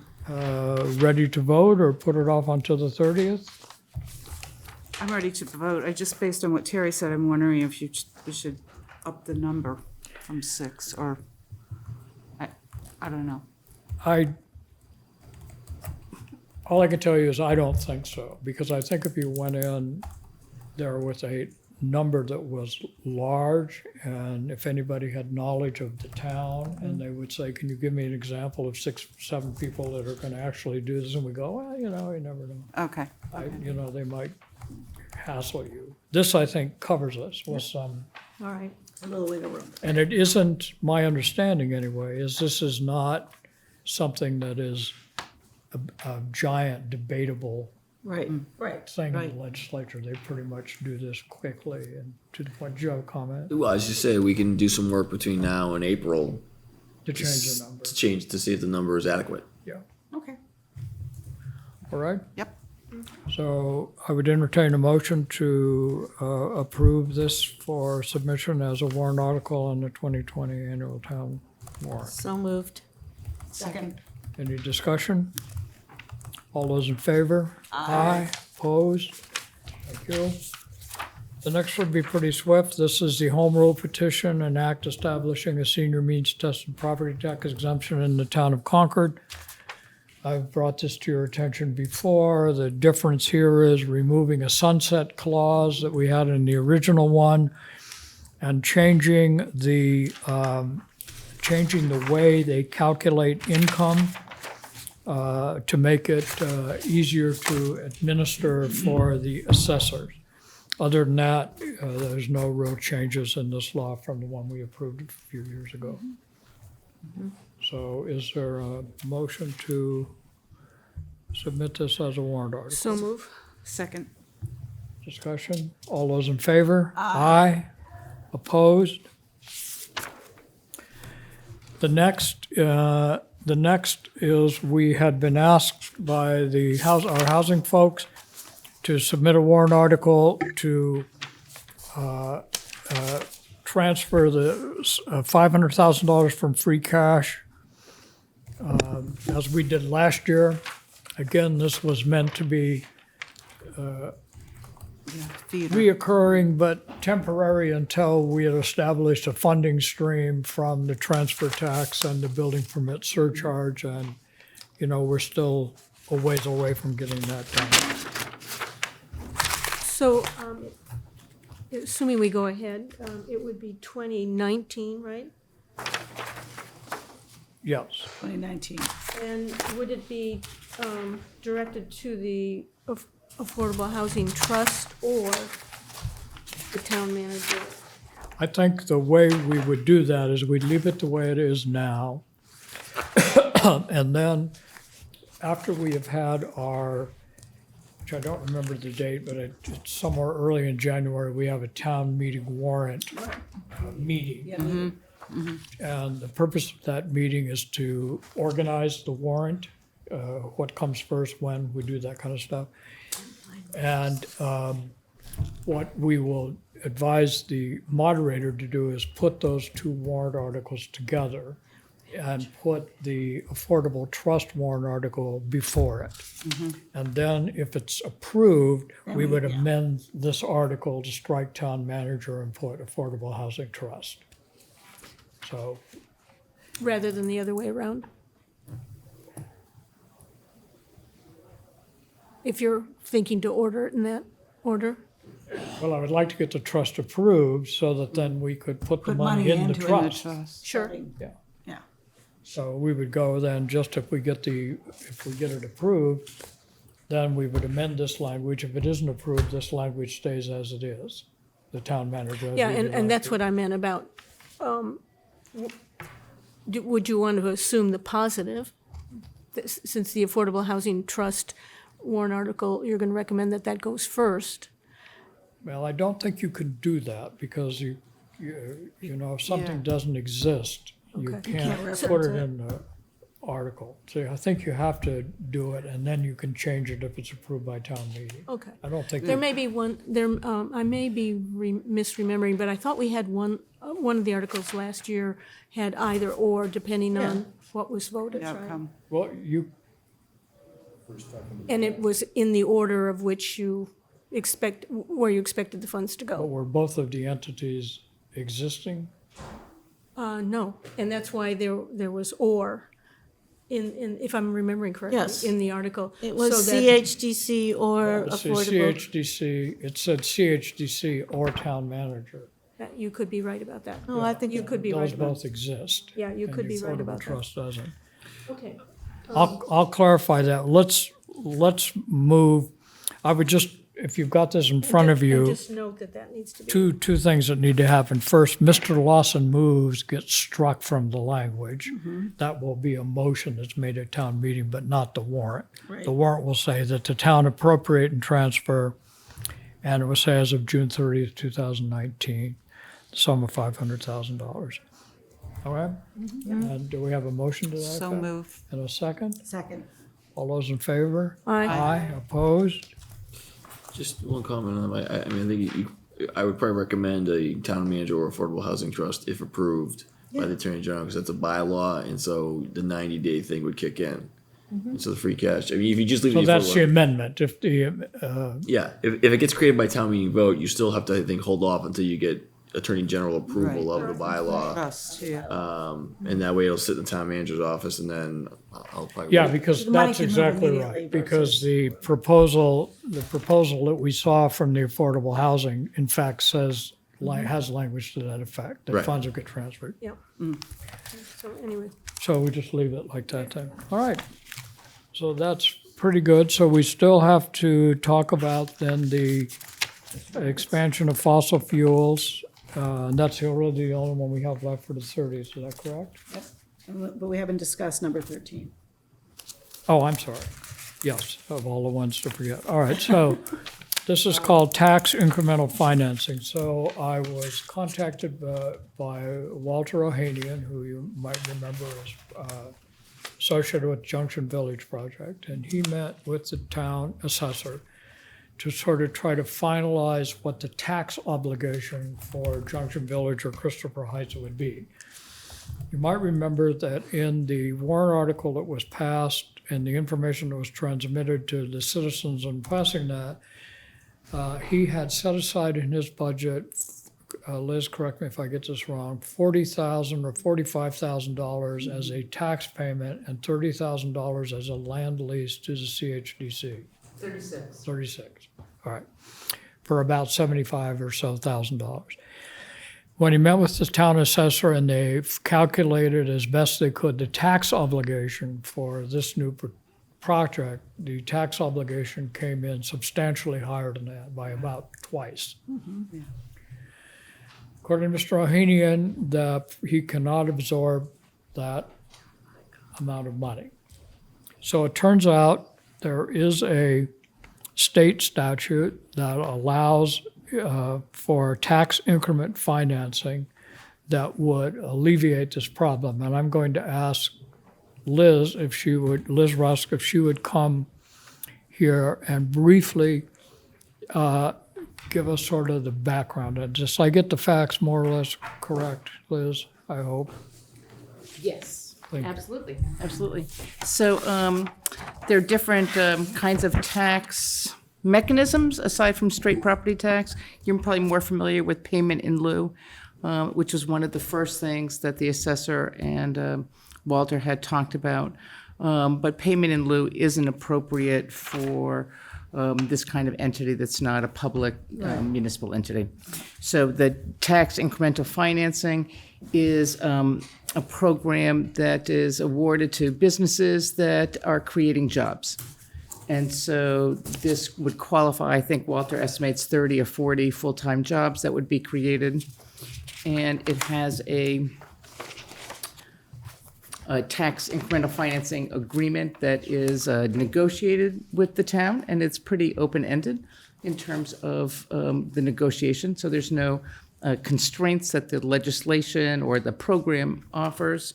Looking at different awards, there's different amounts of money for different jobs that have been awarded to different communities, and it's really, varied. It is awarded on an annual basis by the Mass Office of Business Development, and they offer that through a program called the Economic Development Incentive Program. So it's something that Walter would apply to. And in order to apply, you have to have the TIF agreement actually executed, which has to be approved by town meeting. And then town meeting also approves the application to this program and also approves that that you're able to submit the application. So you approve the incentive, you approve the actual TIF agreement and whatever. So there's 3 actual town meeting votes, as well as then negotiating what the actual numbers are. Walter's provided some budget information to Lane Partridge from the assessors, and they're sort of looking at that to see what that might look like and what kind of number. He had put in his budget $76,000, really to be split between a lease payment and the property taxes. He didn't really have any real opinion about which way that would split. He had picked 40 and 36, but it could be 50 and 26. It could be 76 and 0 for, the arrangement is that it's a land lease with the CHDC, who are also talking about, what if they just sold or conveyed the land to Walter directly? Would that kind of change things? And just to kind of, so that's just starting now. All right, but we're under a little bit of a gun here. Yep. I don't know that that would impact the property taxes from Lane's perspective, that the land value wasn't part of the equation. Right. So that's just kind of a side piece. Regardless. All right, so what has to get done now, and it has to get done and before us so we can vote on it by the 30th. Right. So Walter drafted warrant articles. He ran them by me today, and I told him to send them off. So it has the 3. Yeah, so you maybe today, maybe tomorrow, you'll have them. Get them. Yep. Just trying to, yes, because it's kind of a rush. This just came up, and the timing is rushed but appropriate, right? And waiting one more year, the project wouldn't get funded from the state without this in place. So it would put everything off for another year if it didn't make it through, so. Is this the first time a TIF has been used in Concord? I know Lane has done TIFs, but I don't know if he did them here in Concord. Okay. I think it's a good question. And I did meet with Mr. Ohanian. Yep. And the only thing I conveyed to him was that I think however he works this out, the amount the town gets can't be any less than what was promised to the town in the original proposal. Yes.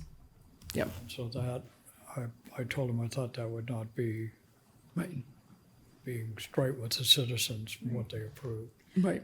And is there any requirement of where it's creating jobs, but who's being employed, where the jobs are? Now, the criteria for the award from the state is just that you've created jobs and that the town signs off to that application, and the application is a multi-page and has a section on the jobs that are being created and the levels and the pay and It does all that. appear to be a pretty straightforward process if the town acts. Exactly. I mean, the town approvals is the heavy lift here. But you Jane- said Jane, that you- the I'm state sorry. has to approve it annually? Yeah, they have 3 awards. So coming up, let's say it got approved at town meeting, you could submit the application in May and they would award it in June, or you could submit it in August and they would award it in September, or you could wait till next year. But we have to submit it every single year? No, I'm sorry, it's a one-time. One time. It's a one-time. It's a one-time. What did you say was annually by the state? So they have an annual award cycle. Oh, okay. We only have to do it once. Yes, We you only have really to do it want- once, if but we're gonna but move forward with this, so we want Right. this done. Yeah. We want this done in June. Right. 'Cause the Right, tax exactly, to credits submit should in be May and done in submitted June. July, we Right. don't want to wait another year. We'll Right, right. lose our Exactly, affordable exactly. housing. Right. So it's a quick timing, but the dates do line up. So Jane, I took it your question was trying to check if we had any local prerogative for number of jobs For that number were of local. jobs in Concord? Yeah. And/or do we have any obligation to provide transportation? In other words, do we have any Obligation with it, requirement or yeah, obligation? yeah. We don't. No. Do you know if, Walter, if the financial figures that were presented to Lane included the double home amount that this project is getting? Yes, it did. It did, okay, good. Yeah. And so property taxes are part of your ongoing operation, and the home award is part of your development cost. So those are really separate budgets. So getting more money on the development cost doesn't really help you on your ongoing annual budget. Okay. So I will submit, as soon as, is Walter sending these to me? Yes, I saw them this afternoon, and that was my So as soon advice as to him. I get them, I'll get them off to all of you, I'll send them to Jeremy, he can distribute them. Okay. And then it might be a good idea, and I'll reach out to Walter, that if he was here on the 30th, if he's going to be. He was in town. planning on coming, yeah. That's what I think I left it with him. Yeah. So this will be the 30th as well. Would you have the ability to be here too, Liz, or not? No, that's really a difficult That's time fine, for that's me. fine. Well, we I'm out greatly of town appreciate you on that being here. particular Tara, do you have day. another Yeah, question? so Liz, you mentioned, it sounded like another option that CHDC would give or sell or whatever the land to. Well, I think the CHDC was looking at the lease payment, Right. the annual lease, to see Right. about really reducing that so that everything in the budget was really going to the town Right, right. for the So- property tax. So what you're saying is if CHDC gave the land, let's say, to the Junction Village project, then that whole 76,000 that's in the budget could come to the town for taxes. It could all go to the town, even if the CHDC had a lease payment of $5. Right. So it Okay. doesn't really matter, and that was Okay. it was just a complicating detail that I threw out there for you, just to see if you were listening. You All know. right, so we will get these distributed as soon as I have them, and this will be on our agenda along with the fossil fuel infrastructure on the 30th, correct? Right. Next item on our agenda is. As well as the pollinator bill. Yes, I'm sorry, as And well, the thank you. municipal housing trust bylaw. No, we Finish did that that. one? We did that earlier. Number 14, we're already doing that one? Yeah. That we when they passed made that their Okay, one. great. That was the Okay. Keith Birdman thing. Yes.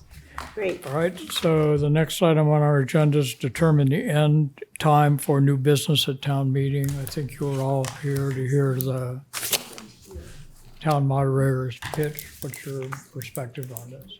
I think 10:15 was worth a try. No new business after 10:15 is worth a try. I would always push us out further because I think fewer nights are better, but Right, so I had suggested that night when Carmen was here, what about 10:30? And she thought there were people on the other side who didn't like that. Right, well, I mean, if we're gonna lose people, that's not the Yeah, point. I'd go with either 10:15 or 10:30. I think they're both good, so. I'd go with 10:15. 10:15. Okay. Okay. Let's have a motion then. And the motion would be that, that no new business will be taken up at town meeting after 10:15. So move. Is there a second? Second. All those in favor? Aye. Opposed? Thank you very much. Annual license renewals. Did you, sorry, a little birdie just suggested we clarify that that's for each night, Correct. The last night. including the last night. That includes the last night? Yes, but you'll recall that this is a motion that is made every night at town meeting. So this And you is can change just, it in the middle of the this meeting is an anyway. enabling Yeah. vote. And on the last night of town meeting, nobody will say that. Okay. License renewals. Jeremy? Yep, so you guys will see in your packets, I included a memo that detailed the licensees who, up to this time, we've considered their application complete. They've returned all the completed paperwork and payment that is required for the license that they are applying to renew. And there were no problems with the applications that are in front of you, and I would suggest that you renew them. All right. It's quite a list that you've. Yeah, it's quite a list. There's more coming on the 30th. Is there any discussion on this? Nope, I don't see I anything. would certainly entertain a motion. Approve the 2020 annual license renewal as listed in memo dated December 12th, 2019. Second. All those in favor? Aye. Any opposed? Committee liaison reports. I think we need to be brief. Not directed at you. Okay, I sat in Natural Resources for Jane on November 20th, and it was a fairly straightforward meeting. Planning Board met on the 26th. This is November. We didn't do this last time, so this is, yeah. And they spent most of the meeting discussing and fine-tuning the draft articles for the, of which there are 10 for town meeting. There was an open meeting complaint filed against the planning board, which they discussed and responded to. Cemetery Committee met on December 4th, and they had an interesting discussion about the trail, one of the trails that goes in Sleepy Hollow. That they, and a abutter did a presentation saying that they talked about moving the trail, and this abutter made a presentation not supporting that. Oh, I'm sorry, that was the meeting before. This one, the presentation from a citizen, also a member of the Trails Committee, was to move part of the trail 6 feet to the right, a 75-foot stretch of it, to make it more gradual incline up a hilly part. They ended up also having a discussion about bicycling generally in the trails in the library. I mean, the cemetery. And it was noted by staff that there were at least 3 occasions during funerals when it was the spandex bikes. It wasn't the person and their grandchild or, single bikes. It was a group of bike, and they're shouting to each other which really was bothersome to certainly the chair, who moved to prohibit cycling on unpaved paths in the cemetery. It was defeated 2-3. However, in subsequent discussion, some of the members who voted against it said they weren't necessarily against it, but they felt they needed to discuss it. This came up, they hadn't had discussion about this specifically, but it will come up again, I believe. That's kind of the, school committee. Building School Committee, SMMA has been chosen as its design. We had a Finance Committee meeting recently in which there was a discussion about trying to get arms around the numbers. And what the project manager put together was they reviewed the Feingold report, which was the one done in 2017. Took some of the numbers from that, estimating 125,000 square feet, added inflation for the interim time, and then looked at actual other middle school building projects and what the cost per square foot was at that time, and then, so it came out in the 80s.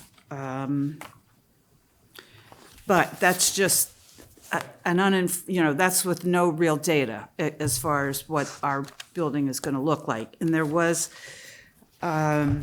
discussion about how to process invoices and all that, and requests from the audience about cost.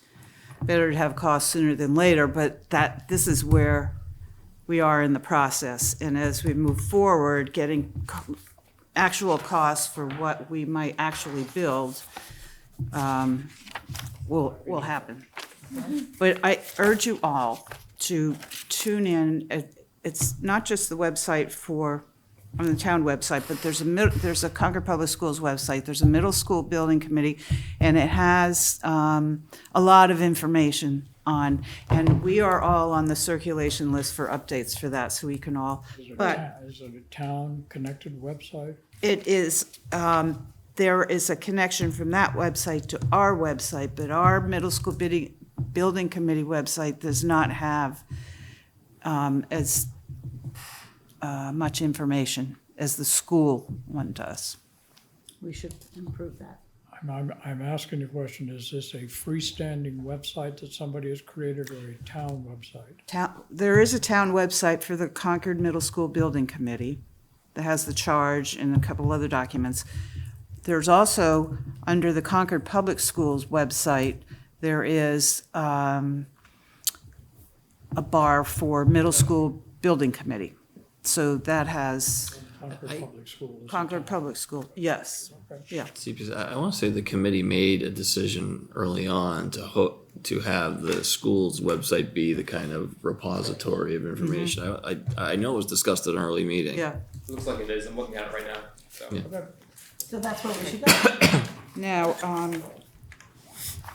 I went to the meeting we were all at. It was really good, the pre-town meeting.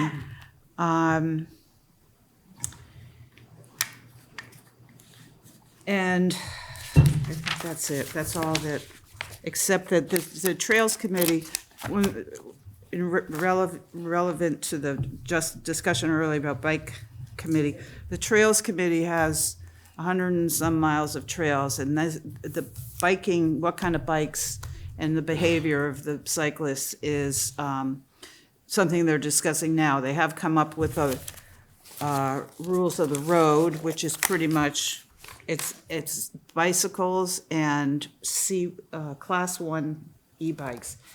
Ride respectfully, yield to non-bike users, ride only open trails, leave no damage, and never scare or harm animals.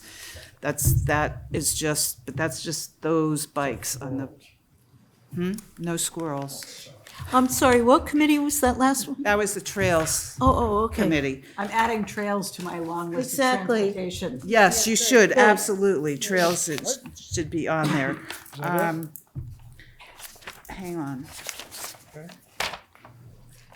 The last one was Historical Commission. They, there's an associate member that's on the nomination tonight they discussed. This is the thing that they ask about. The MBTA, they've been writing to the MBTA about keeping the West Concord Depot in repair. They've gotten nowhere. So they asked that the select board look at it, and I said, why is that? And they said the Historical Commission doesn't have any jurisdiction over the MBTA, but in the agreement that was signed by the MBTA, they agreed to do maintenance. Correct. And there was CPA funding involved to help fund this building that, is a MBTA property. So they wanted if there's somebody who covers MBTA to. It goes on our transportation piece as well. I can look into that Yep. if you want. That sounds like. Yeah. And, that was Great. Okay, that's important too. and that's it. That's the Historic District, not the Historic District Commission. No, this is, Historical Commission. Commission. Historical Commission. Yes. Okay, So, Linda? before our last meeting, I attended a number of housing committee meetings, including a joint housing committee meeting. I think you see the results of much of what they were working on in the warrant articles that are coming forward, so I won't go over all of that. More recently, I attended the Sustainability Forum, I think later than some of the rest of you attended, and there was still a number of people there, so that was good to see. That was good. I also attended a zoning board of approval meeting recently. The Hawthorne Inn has asked for one room to be an additional room that would be designated for an extended stay and have kitchenette and so forth in order to be competitive. And a special permit was granted for that. So that was interesting, which is why I'm bringing it to your attention. I also attended the Nuclear Metals StarMet Reuse Planning Committee.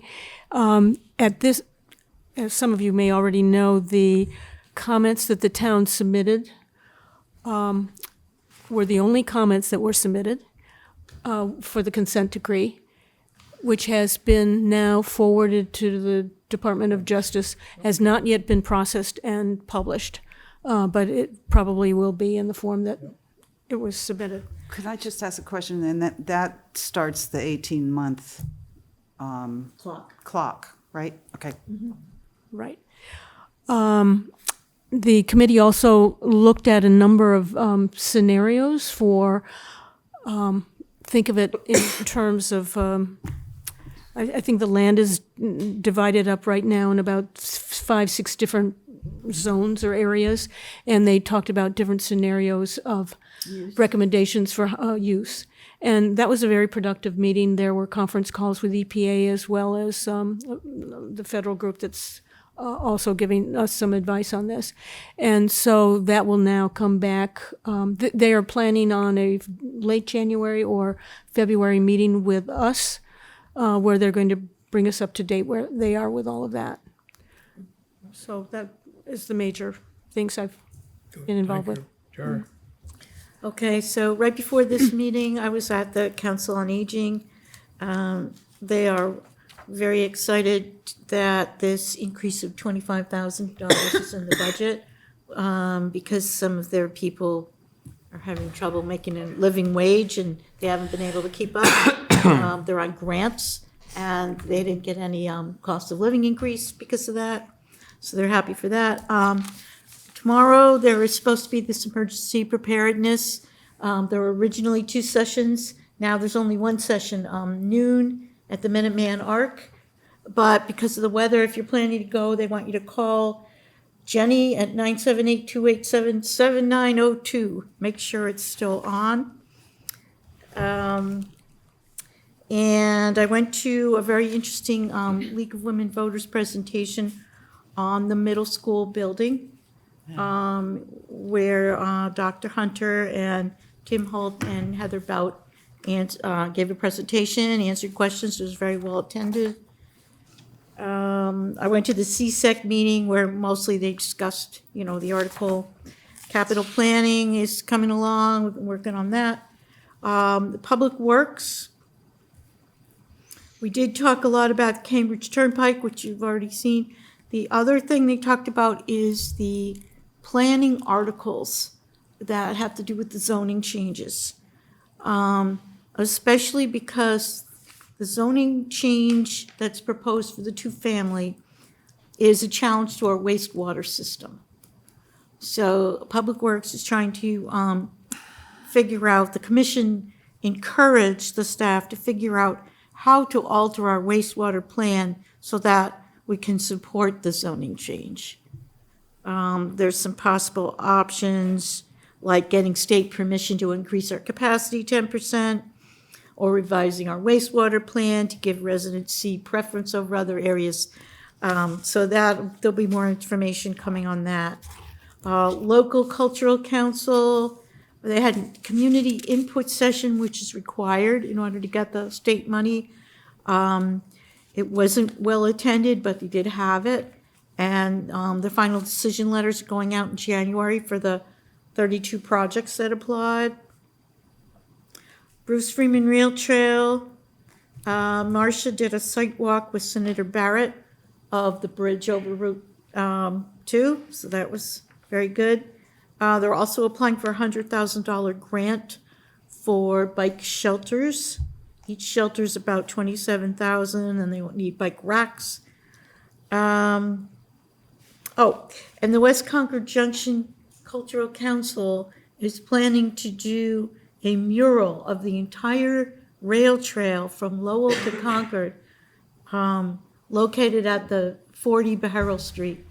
It's this big mural project. That's very exciting. Okay, and then at the library, there was a lot about the Little Women activities, and I went to the reception for the curator, the new curator, Anka Voss. That was very well attended. And,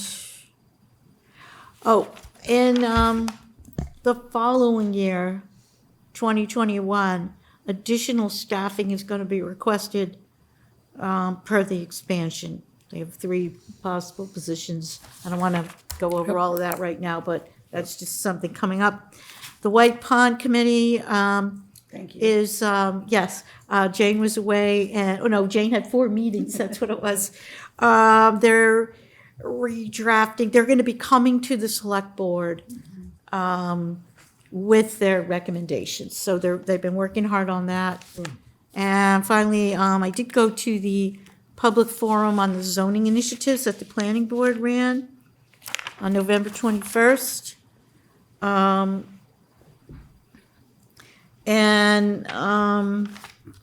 Basically, they want to preserve the neighborhood character, but bridge the, quote, missing middle between affordable housing and market rate housing, stuff you already know. And then, so there's 4 articles being proposed that have to do with this zoning initiatives. Those are the ones that Matt had presented to us. Right, the accessory dwelling, the 2-family housing, and the PRD. The 4th one, the transit-oriented development, that's a year away. That's at the Thoreau Business District. When you're done, And in a few months, they're going to have a townwide public forum to start working on this Thoreau Depot Business District, to getting community input. So I think that's it. I just have Oh, one sorry. more, I'm sorry. Planning department, or planning board meeting that was held on the 10th at Harvey Wheeler, and there was a substantial turnout, and there was further comment on the 1440 Main Street PRD proposal. what happened between the last meeting and this meeting is the developer did resubmit, submit changes to the plan, which were reviewed by Marcia and Elizabeth on town staff, and it pulled, the streetscape was substantially changed so that there was a lot more, there were a lot more trees, and you couldn't see a lot of the housing. There were probably about 25 people, I counted it was around 25, who got up to make comments. There were a few in support, but some were the same comments that have been made before. The planning board started deliberating about the project, but because of the hour, they decided to continue deliberation tomorrow night, and that will be at Kai's Road, that meeting. Okay, good. Jane? Well, first of all, thank you to everybody who pitched in on the night I was inundated with committee meetings, and I can't wait to hear about PEG access. I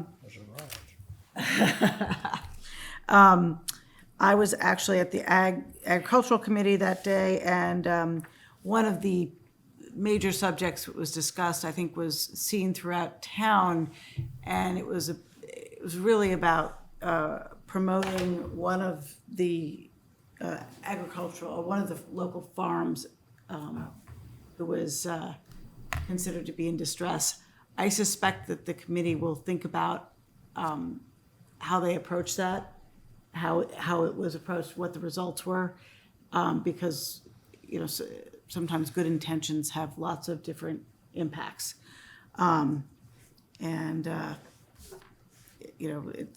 this is a committee made up of folks who want the best for everyone, but they're also all competitors. So, Climate Action Advisory Board continues to discuss moving forward with their consultant who led the discussions last week on the I always get the terms wrong, and Stephen, you can jump in. It was a grant-funded municipal vulnerability and preparedness grant. That is so this is a subset. It is not the goal of the climate action plan. And I think there continues to be confusion about that, even within the Climate Action Advisory Board. So if I could just clarify, the climate action plans are about mitigating climate change. MVP programs, municipal vulnerability programs, are focused really on operational and preparedness and vulnerabilities for increased storms and things like that. They're one is a derivative sort of the other globally, but they're very different focuses. One is really literally where the rubber hits the road. Adaptation measures. Yeah, versus all electric buildings or no fossil fuel new homes, which is a climate action thing, which is good. This is if our sewer plant floods. Yeah, how do we figure that out? And there's confusion because they're both being discussed by the Climate Action Advisory Board in that process. But the report that board is charged with is a different animal. And CSEC had a similar conversation, And then finally, the HDC has continued discussions on the library, and there is an active appeal to their decision. Yes, there is. Yes. I'm sorry, I have one more that's important since we are doing almost 2 weeks worth here. I just want to call your attention to the CPC final recommendations. And since we had, I can say that the committee had some very difficult things to deal with, and they did consider legal counsel's advice on all of the points. So you may want to look at that list again. Okay, I'm going to skip. Sorry, the list of their recommendations? Yes. And where is that? Online? I think we all received a copy of it. I'm not sure, but I think No. we didn't. We did not. So it's on. It's I on. don't think It's I on- think it was distributed to the committee, and you might have gotten it as a Okay, liaison. so it will be I don't think it will be posted on the community preservation website. Website, yeah. It's not a secret or anything. so No, it's- I know, I no, just want to look at It's it, just a so. question of where to find it. Yep. Yeah, I think that's where it's So I'm going to posted. skip most of mine. I'll report on PEG Access was a very benign meeting. Comcast was there to So they were talk just about their reporting on plans, and they were sort of benign, and they talked about, had their business changed much, and they really don't have any plans. They were specifically asked about 5G. They have no plans to engage in that in the town. So that was sort of interesting, and not kind of the answer I expected, but nevertheless. I think I've already mentioned the Finance Committee approved their final guidelines, so that's good news and progress for that committee. So let's move on to miscellaneous correspondence. I really don't have any. So if we have committee nominations, you look quizzical. We receive I'm trying to remember, I'll think of it for next time. I thought we all received a letter. We did receive correspondence regarding the Board of Health. Oh, yeah, that's right. Those are addressed to the Board of Health, though. Right, we're We just copied- CCC. We just copied them. And I just So it's wanted to not- also acknowledge that I was late to the last meeting because I was at a Board of Health meeting. There is one ongoing right now. It's the final public hearing on their proposed regulation in their discussions. And I guess we'll find out tomorrow. Committee nominations. Jennifer Schuneman of 63 Cedar Way and Jan Turnquist of 106 Kenny Lane to the Economic Vitality Committee for terms to expire April 30th, 2022. Melinda Shumway of 365 Garfield Road, HDC Associate Member to the Historic Districts Commission to serve the remainder of a full term set to expire January 1, 2021. Rebecca Lamatre of 3 Abbott Lane to the Historic Districts Commission to serve as an associate member for a term to expire April 30th, 2021. Joffrey Walton of 42 Buckmaster Drive to the West Concord Advisory Committee for a term to expire April 30th, 2022. Second? Or is that nominations? That's Okay, nominations. so let me just double check. Is Rebecca Lemaitre, is that really for the HDC or the Historical Commission? It's the Historical Commission. Historical Commission, Thank you for. associate member. Yeah. Who's Yeah, that? Our thing says the Rebecca, HDC. Yeah. last one on the bottom. Committee reappointments. Move to reappoint Neil Ryder of 96 Valley Road to the Conservation Restriction Stewardship Committee for a term to expire on April 30th, 2022. Second. All those in favor? Aye. Public comments?